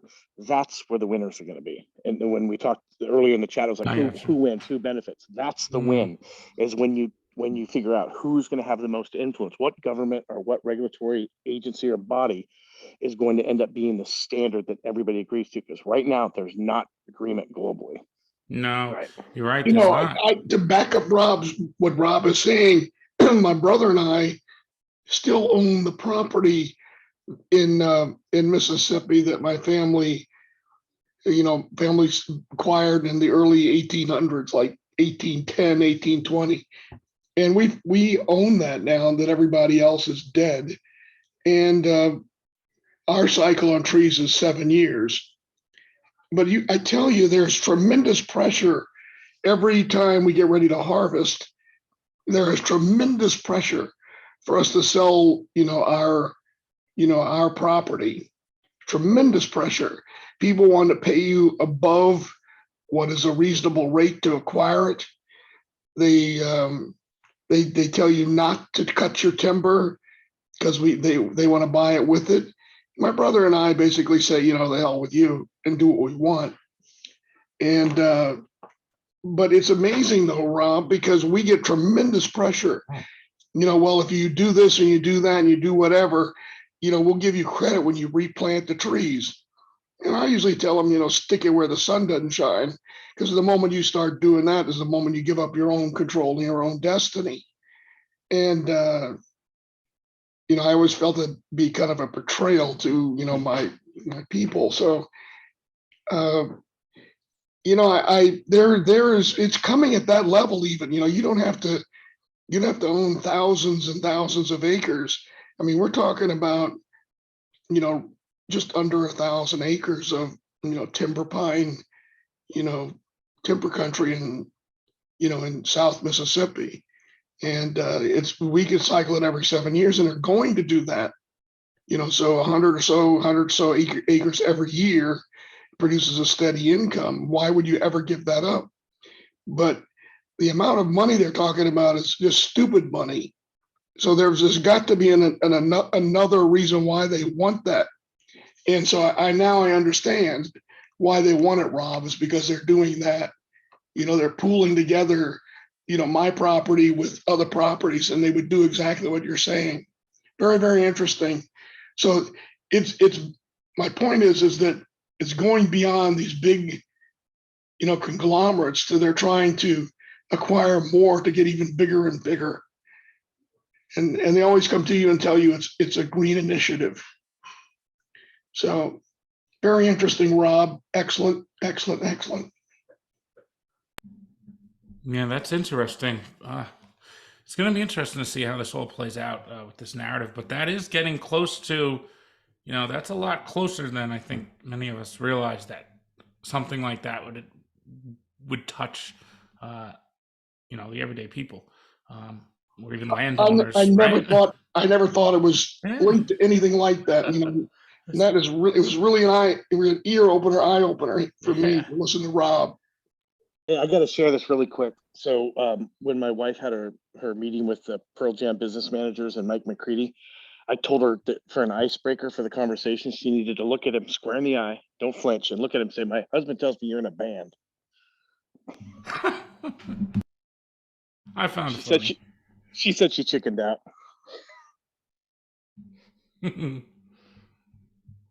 Hey, Mickey, I've been getting some questions here about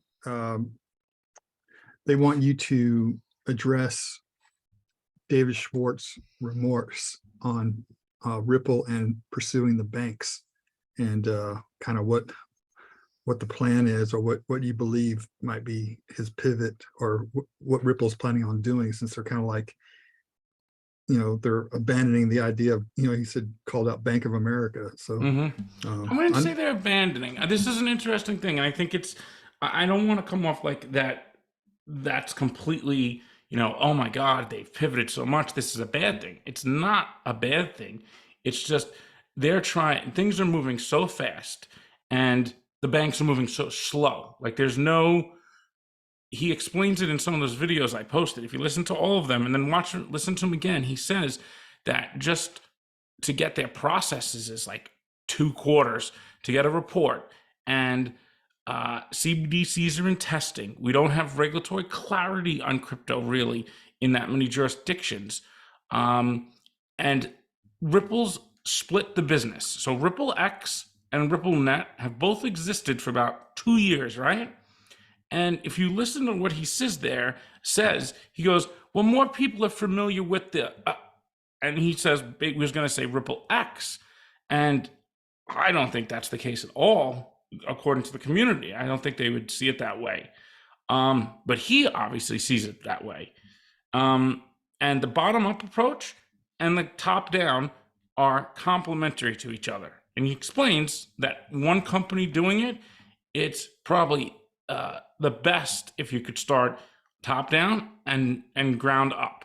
So we have to understand that these are the things at play. There is a massive push by Ripple to build this best-in-class platform for open developers and early pioneers, just like kind of Ethereum did, but not making all the mistakes that they made there.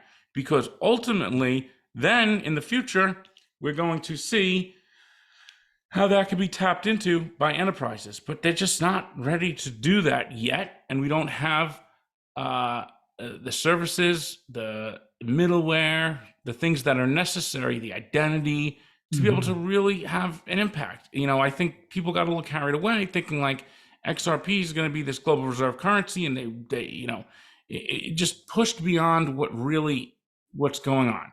And I think that's all still very possible. It's just we're not at that point. Like XRP is still blockchain. It still needs a community so a best-in-class platform to be able to create this community and drive, just like what Flare's doing, right? Flare's like, you need participation. These networks only exist if people are participating in them. So what's the one thing that Ripple has said from the beginning, XRP's real use case is liquidity, right? It's not institutions, it's not retail. It doesn't have a specific user. It's any user for XRP. That's the whole open permissionless. Now, enterprises are not going to build on something that has no ecosystem underneath it, too. So I think that's the chicken and egg besides liquidity. And David Schwartz has said for 10 years, he goes, my earliest visions are global pools of public liquidity that people can contribute to and draw off. He's always maintained that. And he does say, you know, maybe we made a mistake going right at the tier 1 banks first. And he goes, but if you go like 1 or 2 layers down, you find these really agile fintechs, payment service providers, and they could kind of start going where they're going with the crypto wallets and liquidity hub, but they're building for what's going to be a year from now. And he explains how timing that vision of what's going to be and their pivot back to crypto, I think is pretty obvious on their website, but it doesn't seem to be resonated with everybody. But if you look at what they said at like the Apex developer thing, he's like, we need you. We need you. So there's a ground up taking place here to the left, right?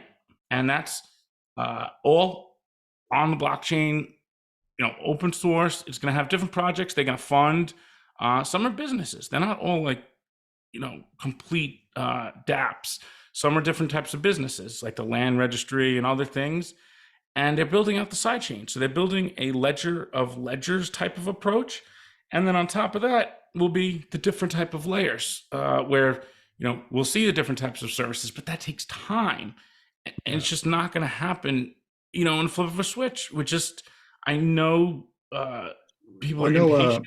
I know Isaac wants to weigh in on this. He's chomping at the bit. So. Okay, I'm just about done. Yep, 1 second. Yeah, because he was pretty clear in that. So we need to look at it like there's these two sides. There's them coming at it from top-down approach, and then there's a bottom-up approach. But I look at it like, what are we, right? Like, it's really cool to tell these stories about banks using XRP, and all this stuff is great. Make great headlines. People want to hear it. They want to have it echoing in the chamber and validate everything. But in reality, what's best for you? What can you do? What can you have involvement in that will actually be able to possibly earn you opportunities and yield? And I just think that the Ripple X side is where the community, I mean, that's great to follow the institutional side. I mean, you know, it's going to only drive the value into XRP and the liquidity. But I always felt like they needed some ecosystem here. It's not going to happen without that. Like, that has to be there. And after the case, it's like you got one chance to pretty much build out, and they're going to do it more compliant. They're not going to, you know, it's not going to be a free-for-all Ethereum, you know, like that. And just like Flare's done, they've been very strategic on the projects that have built first. And, you know, it's gonna, you know, be significant because they need to compete. It's like you have the crypto world, and then we still have the legacy world, and there is a separation. And I think they can create private apps and other things in Ripple now. And I still think that could still happen, but they're just not moving as fast. And I think if they don't focus on the actual ledgers, it just get passed by. And I think community, it's not their fault. We've been dealing with a case for 2 years, and there was no push towards doing this the last 4 years. It's all new. But there's a major effort by them. If you just dig a little, and I'll be posting more stuff, but that's just like our community stuff specifically. You know, I just think they want to capture liquidity in the crypto market, and I think they should. But they're two businesses. So that's more of a certainty that be a new narrative in the crypto markets. So, all right, that's all I want to say there, because I don't want it to become off like that. This isn't a good thing. I think it's a really good thing. It's just not. Oh, my internet connection is unstable. All right, Isaac, hop in before hopefully I don't lose internet. Hey guys, hope you're all doing well doing? this Sunday. I'm good, man. Thanks.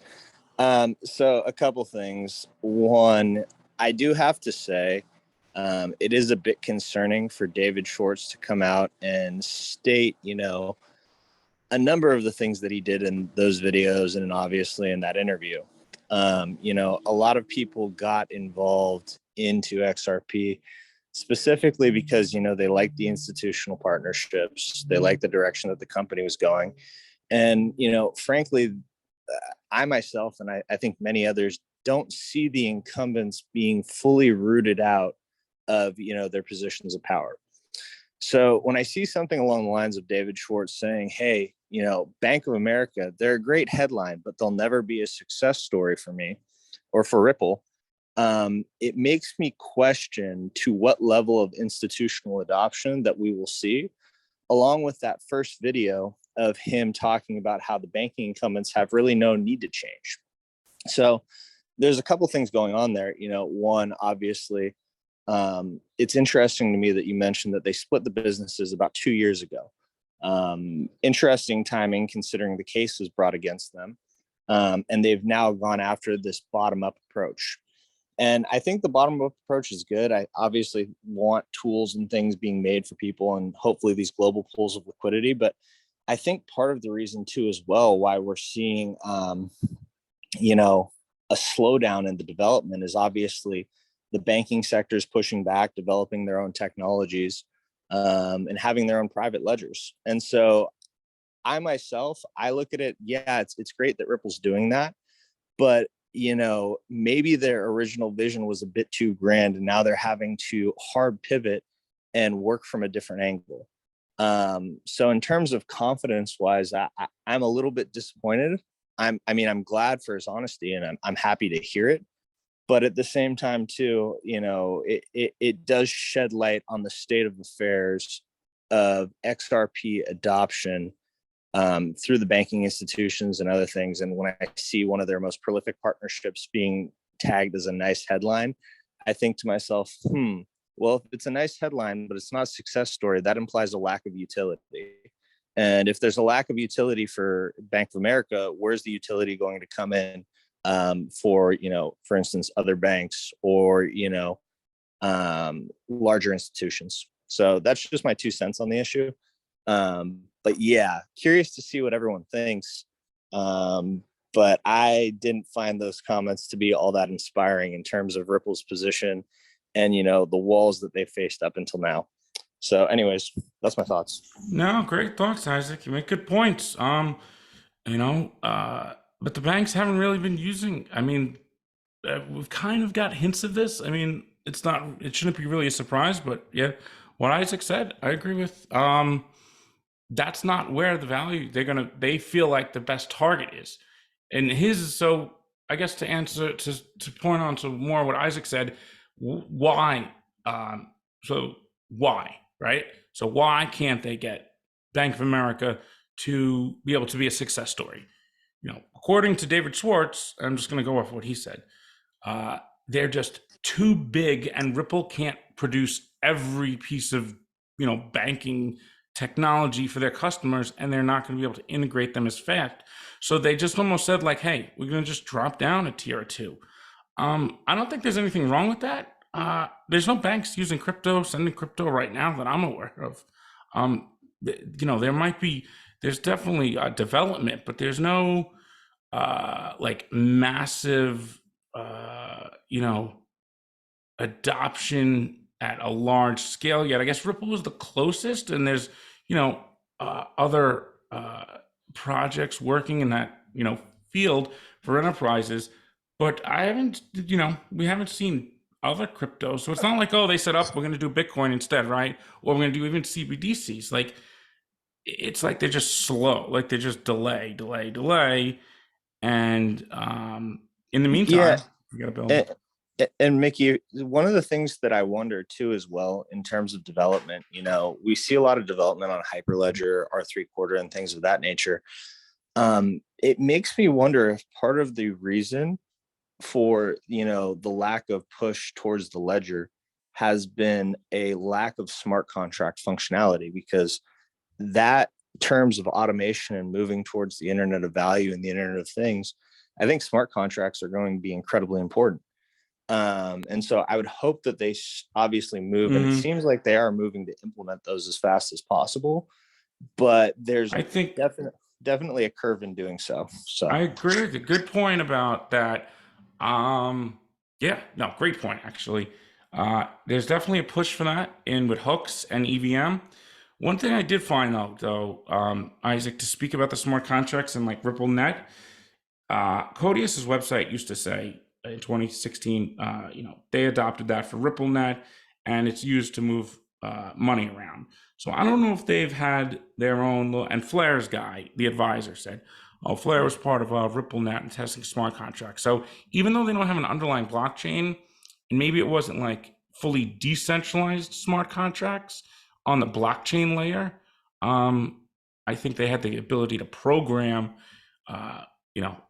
given what they had to do. I find it hard to believe how you can't have a programming mechanism when you're trying to compete with like Hyperledger and all that. Yeah, I always found that odd, that they never really talked about that.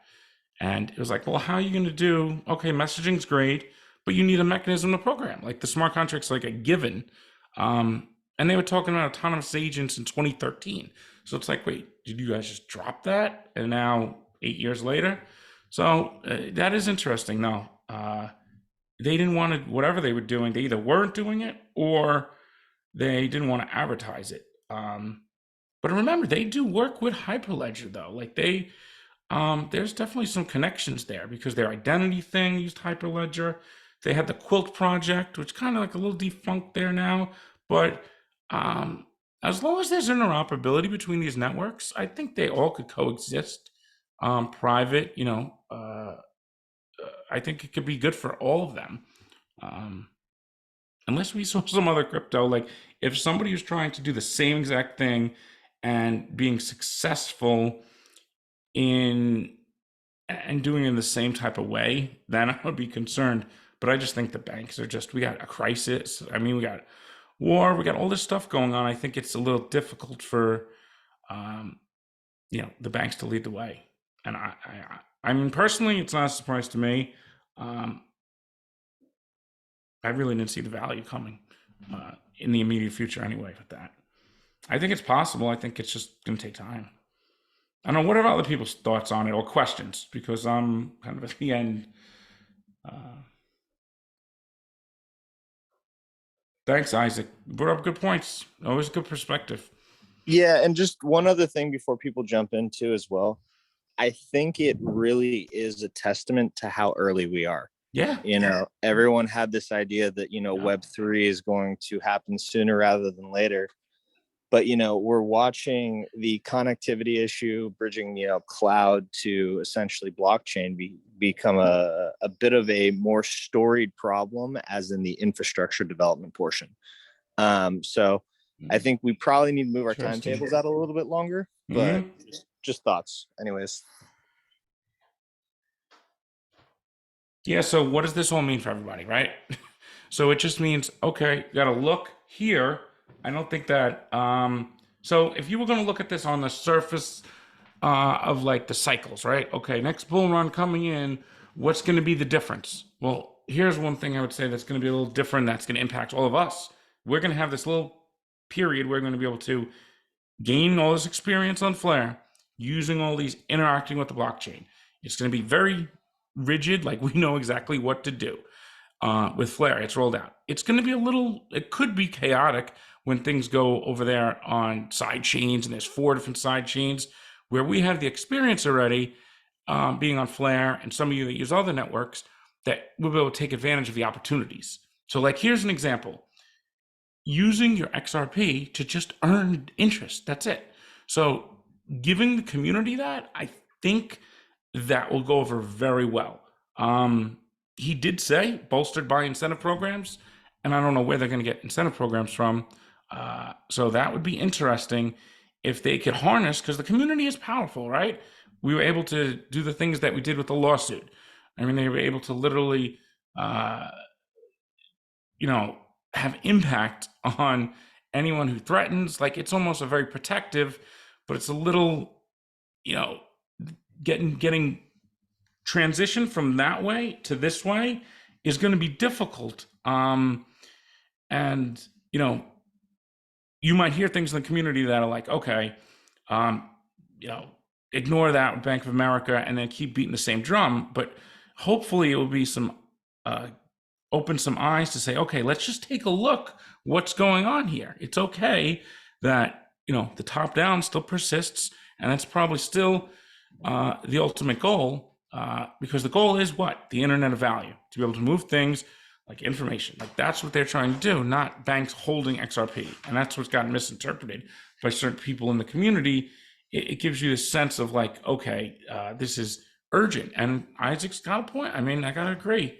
But value could rise. So that's what I'm getting at. I think there's a bigger piece of the pie when it goes slow and steady over a bull run, and more. The liquidity pool should pull all the value into them, and the lending markets that build around them. You need a financial market. You need credit. You need lending. You need derivatives. We don't have any of this stuff. So it needs to happen still. And they got Cowen. They have PolySign. So there'll be some institutions. They just won't be like the Bank of America's, I guess.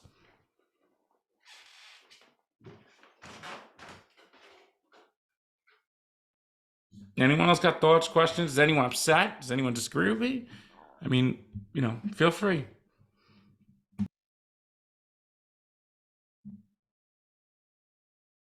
I think, well, I don't disagree.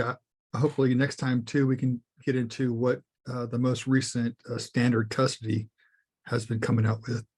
I know he's gave an interview with Thinking Crypto. Maybe you can chime in on that on the next edition.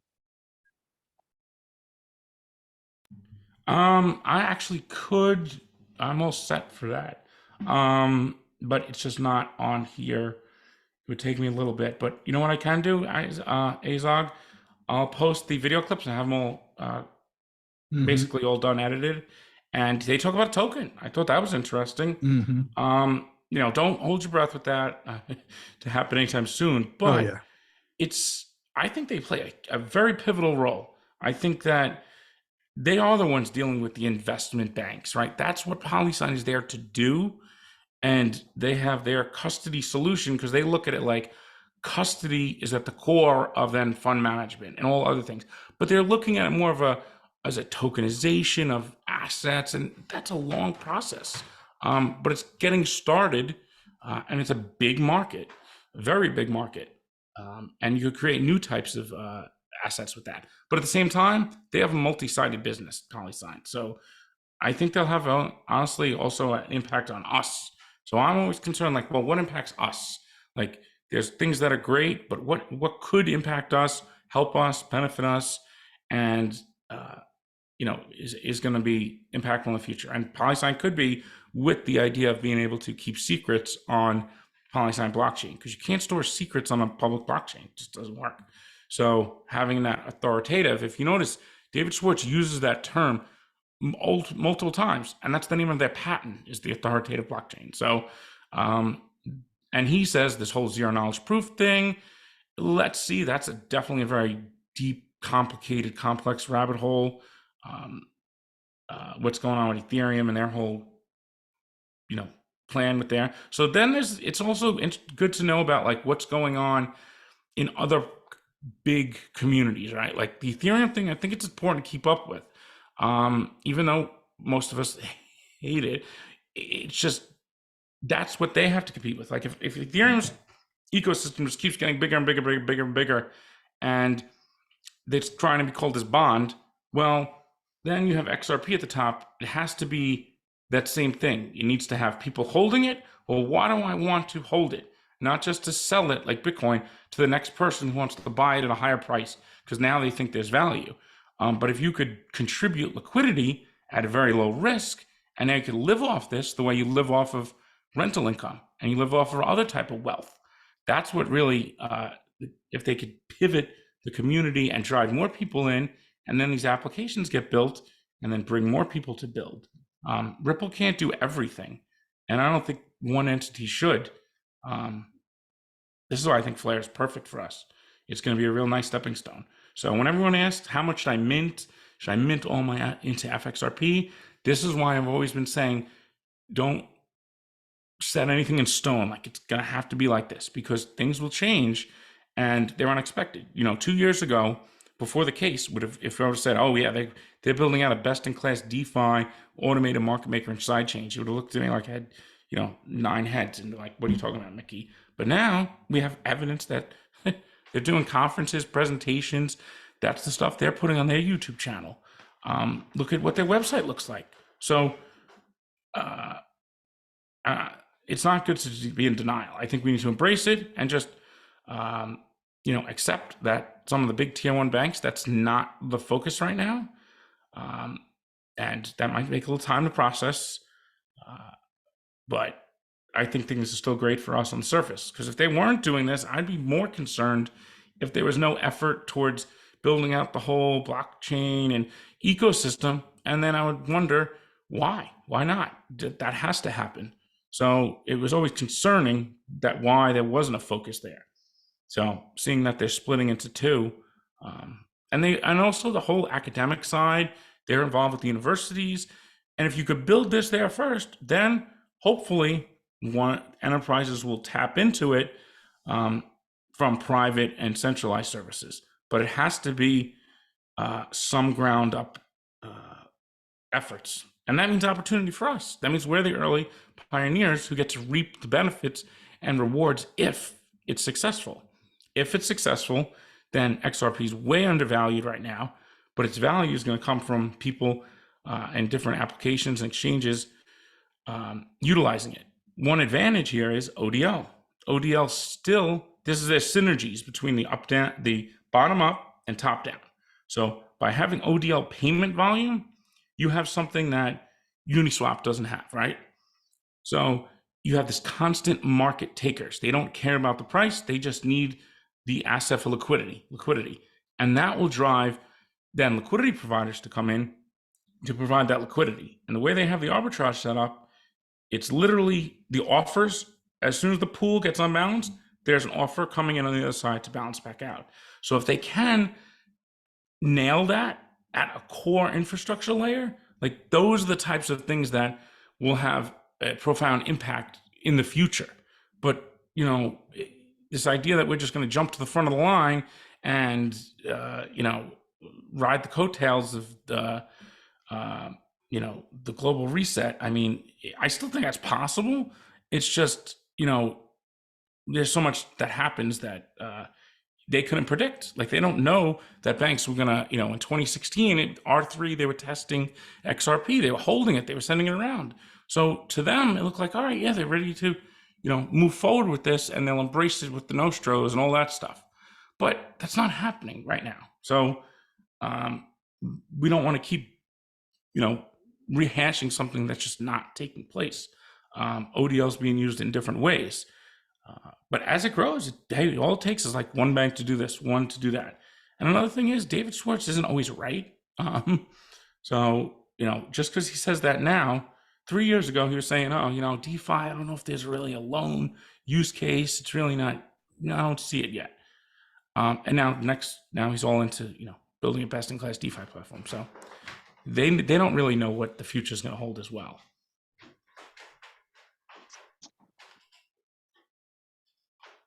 And Wednesday, we're going to do Pangolin and the DEXs. Today was a little much with that. We got a hand. DM Dalton. Good day, Mickey. Dwayne here. Just great program on the carbon credits, man. Just soaking it in. Really good.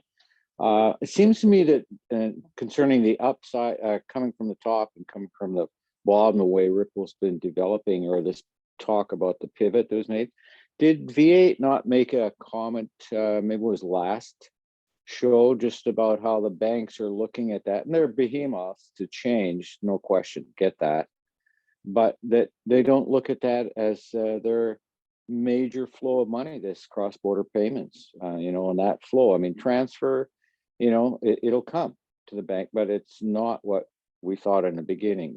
I think he made that remark. It just wasn't. No, you're right. That's a good point. Is V8 in here? He's not. He would have been interesting. Yeah, I don't see him in here. Yeah, that's a good point, Dwayne. Because there are other verticals that, the banks are looking at, and, uh, with, different type of markets. But payments, is not their probably biggest revenue source. Yeah. hmm But Ripple's And one pivoting other with the point. verticals too. They have said at least. Well, they're at least the rails are going to be there. It's going to come, but I'm so pleased. I mean, that was a question I always had with Flare coming, mint 100%. I'm thinking, what's XRP doing? What's Ripple going to bring in? And now I'm looking at, okay, now how are we going to work with this? Because there's a lot coming there, which I'm really pleased about. And if they've made that switch to make this happen, I'm good with that. The banks will come, and some people may say, oh, yeah, the bank coin is not the bank coin, that kind of thing. Well, So anyways, we'll move on. It might actually be a Move on. good thing, because coming out of this case, what's been the narrative, right? Is that, that's centralized and that's a security and Ripple controls everything. So I think Ripple's playing also for what's the narrative going to be when you come out with a win. Now it's going to be like undisputed, okay, clarity, not a security, clearly not centralized, and let's roll with that and bring new people in on the speculation and then build out an ecosystem. And I think that's where they're looking. And I'm sure they've had people that wanted to build, right? So they've been, the whole XRP ledger and Ripple have been hampered by the case, and they're still at least able to be where they are. So we do have to give credit where credit due. It's just a little different direction. And this is the time to do that in the bear market. So, Correct. One other point, I just want to thank you, Mickey, for bringing to the fore Zhuan Zhu, that gal from UCL. I did some more follow through trying to find out where she's talking as many videos as possible. Really interesting, and I love what she has to say. I found a couple more on insurance trading. ooh, Wow. that's interesting. Yeah, She was a very young gal when she put that one forward, but and I mean, relatively new, maybe 3 years ago, I'm saying, or 2 years ago, 2021, I think it was. But anyway, thanks. Did you come across the book? So if you look, I went down that rabbit hole too, and there's the Internet of Value book. And she's one of the authors. They're from the UCL, and it's like, I was gonna buy it, but it was on a weird website, so I wanted to find it on a better website. Who's the authors? And I'll try to link it in here. Well, I gotta find out what the name of the actual book's called. Okay. Yeah, that'd be great. I'd be interested in looking. It was just good to get that perspective from the developing people like her. Yeah, love it. Thank you. No, I think that's important. Hey, these academics who are PhDs, seeing them, I mean, they had the most blockchain degrees out of that college. They were rated number 7, right, in the CoinDesk, 100 blockchains. This is where the younger people, if they're coming out with blockchain degrees, it's going to help build the foundation of, the next generation, right? So the fact that they're doing research and they have resources, I mean, remember Flare went to UCL too. So all 3 founders met there. So, I mean, I don't know if it's coincidence or not, but they're deeply rooted, and that's what the Bank of England's in there too. So, and then we know the digital dollar, was the Pound Foundation with Quant and AVAX and them. So there's definitely their second biggest office is London. So, and the US seems hostile. So, it's the ideal place to be. All right, let me find this. Thanks very much. I'm out. Have a great program. You're welcome. Oh, I'll post the link in the chat. To that book? Is that what you're speaking of? Yeah. Oh, excellent. Thank you. I think it's a book. I was able to find like different chapters, but I couldn't get. There's a new one. There's a 2021, 142 pages. Yeah. Oh, it is on Amazon. It's $80. Nice. There you go. You can get it on Kindle. All right, so it's called Enabling the Internet of Value. Jihaju, Paulo Tosca, and Nikolai Vadgama. And they're all like head research as I went through all their bibliographies. All right, 1 second. So is there going to be a pop quiz in a few weeks? We could go through the book if I get like the Kindle. We could have play it. I mean, some of the things are like really deep. What I am looking to do is, as we launch the website, we're gonna have more content, and what we could do is go over some of the blogs and things that I release on the website that are public, and then we could go deeper into them. So that's how I'm looking to kind of tie in the Zoom calls with some of those, because I think this was like a little eye opener with the David Schwartz thing. So Oh, I want to. I dropped in the chat a couple times a Twitter address for Thallo, Thallo. oh yeah, Thallo carbon credits. Yeah. It's interesting. There's a couple projects coming with XRP with the carbon Yeah. credits thing. We got to keep an eye on that because, you know, we didn't talk about it, Lars, but you know, I guess we should just bring it up that Larson is like Mr. Climate, so it should be just stated, right, Lars? State what? Chris Larson, that he's like really adamant about the whole climate control. So it's just something maybe we should just be aware of. I don't know what to think of that. He's not the CEO, but he is the chairman still. So Yeah. So maybe it's a good time for me to have a closing remark, which is thank you very much. I think about this stuff a lot, and the conversation in here with you know, the different things that you brought up about California, the Pacific Northwest, Mississippi, the East Coast, you really helped me a lot. Not in terms of the science of climate, but like, what do we do about it? And so another image came up for me as we were talking, and I just always like images. But so I started out with the horse before the cart. All throughout history has been that temperature changes first and CO2 follows. But the entire thesis of the CO2 global warming model is that CO2 is coming first, human created, and therefore causing temperature to follow. So in essence, the cart now is in front of the horse. And I mean, we'd look at that and would say, if we knew, we'd say, that's ridiculous. You can't drive with a cart in front of a horse. But the image that came to me is like, we're building a fence around that picture where carts go before horses. And we're saying to your Mississippi farm, you need to operate inside of this fence where carts go before horses. And to the people who have to buy electric and no longer natural gas stoves in California, you need to operate inside of this fence. That fence has to make sense for me to operate inside of it, right? And there's all sorts of now economic incentives. And I would say the biggest thing is the fear that if I question this model, I'm literally putting my planet at sacrifice. And the reason I'm only mentioning this for us is like, it's like, so I know that the horse actually goes in front of the cart. I can live out in the mountains outside of that fence and know that, but like, what's the use of that? You know, the fence is false, but the fence is there. And more of the economic activity, the social activity, the political activity is happening inside of this fence. So that was just really useful for me today to just see how much it's already impacting members and spouses of members in this group around a narrative that's false.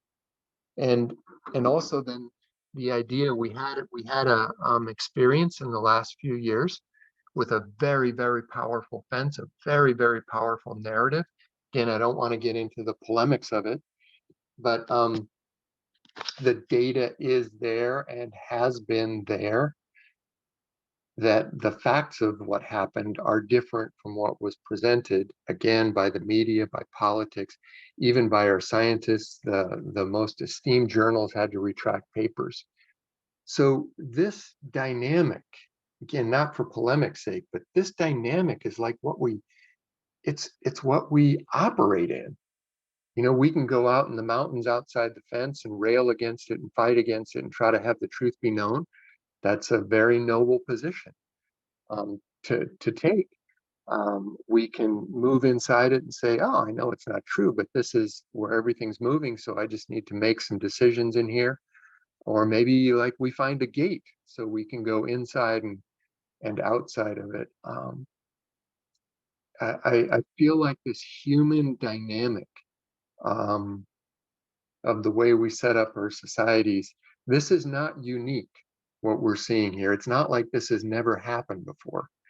And I guess maybe what I'm feeling is it's a lot more common than I would have suspected in earlier years, that these sorts of fences get created, not because of what's actually true in terms of the way the physics and the chemistry and the science work, but they become true because of powerful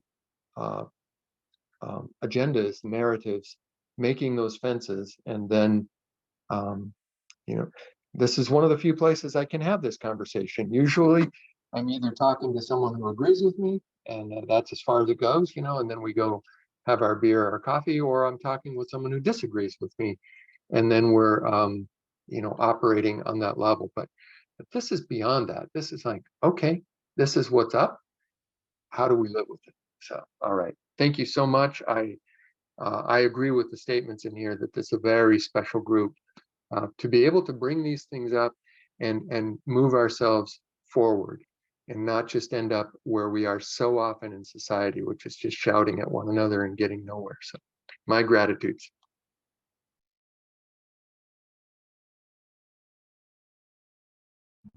Thank you so much, Lars. That was excellent presentation and a great way of explaining it in a way that we could all have a mature conversation about it. And I think it speaks to the testament of this group and how far we've come and what we've created together. So this was a difficult thing to talk about, but it's somewhere you can't really have that type of conversation. So I'm really glad that Lars was willing to come on here and discuss this. And it's something we could do again as more information is brought out. So thank you, Lars. I really appreciate it. I think everyone does in here. And if you didn't make the whole Zoom call, I'll have the replay. I'm going to try and have it out tonight, this evening after dinner for everybody. And reminder, Ripple did put 100 million towards carbon credits market for building. And they are partnered with XANGE, who is, I got it right here. XANGE is. Yeah, I haven't heard that name in a few months. They I'm glad are you said from it. the UN, so that's why this was a kind of a big thing. Is a key partner with the United Nations, so they can't really do anything until the NFTs were the amendment passed. So none of these carbon credit things on XRP Ledger could do really, and they could test, they could do them on the test nets, but not until they actually had the NFT standard in the public blockchain code. They couldn't do it. And there's also another amendment out right now that's up for vote, which is the signer list moving to 32, which doesn't sound like much, but that is a big deal with like hooks. So hooks has a full, like that's what I think's hard to kind of express how impactful the smart contract thing, like Isaac said, that's something that we've been kind of missing in like the community. Do little things like program certain things that with wallets and different things. And I don't want to scare anybody here, but Hooks does have like a pre-programmed contract that pays like a carbon credit for transactions. It's not like set in that it automatically does that, but it's a form of either interest or carbon credit, whatever you want to call it. But your transaction on the XRP ledger is like fractions of a penny. So but just you get an idea where they're going with those type of things. But that could also represent dividend. That could represent other things. Hooks has a whole build website, and it's, I'm not a developer, but it looks super user friendly for developers. And one of Ripple's like not well known investments built that. They're called equilibrium.co, and they build all like the high end stuff behind the scenes that you don't really hear about. They work with Algorand, they work with Zcash, and they specialize in that. But they built that whole thing for XRP Labs because Ripple didn't build Hooks. So Hooks is going to be a significant sidechain when that comes, and will allow a lot more functionality with our wallet. And what's cool with Zum is we're going to get a whole dApp store then. And all these different dApps right in your thing, like you have with an iPhone. You get a DeFi, you get a financial services dApp store. And I think that's pretty interesting. You get KYC, you'll eventually get a fiat on and off ramp. So like these are things that now we're going to get even more of a push with that. If we know Ripple's like they're going all in, at least half, right? And then half of the banks with the RippleNet. I mean, I don't know if they'll split the company with the IPO in the future. I guess it really depends on how successful they are. And there's no guarantee that's going to be successful. We could be in a 2-year bear market. I don't know. All right. So, exchange. We'll leave off with this. So we are working hand in hand with the United Nations Development System, focusing on African market infrastructure solutions for carbon markets to contribute to the Sustainable Development Goals. Key focus points for exchange or for Zange include climate change and climate security, prevention and mitigation of illicit financial transactions, and carbon emission initiatives. Initiatives use blockchain technology to bring transparency to carbon credit, carbon accounting by avoiding double counting of emissions, reductions, or removals. Exchange is preparing to launch its voluntary carbon credit infrastructure out of Mauritius to channel carbon credits offsets from the African Great Green Wall Initiative. Exchange will develop a carbon credit solution on the XRP ledger for the issuance of tokenized carbon credits in accordance with the standards set by the leading industry working groups like the Inner Work Alliance, Blockchain Business Council Initiative, and the Task Force for Scaling Voluntary Carbon Markets, of which Exchange is a member. Exchange will aim to co-create a great green wall fintech ecosystem that supports innovation around digital technologies that will benefit all right, that was the end of it. That showed there. Because I know this came out like a little while ago. It was just a refresher for everybody.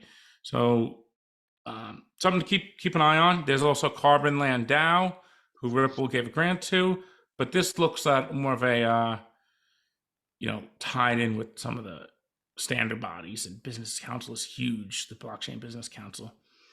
And I want to change my image, Mickey, from that fence. I want to change it to the Great Green Wall.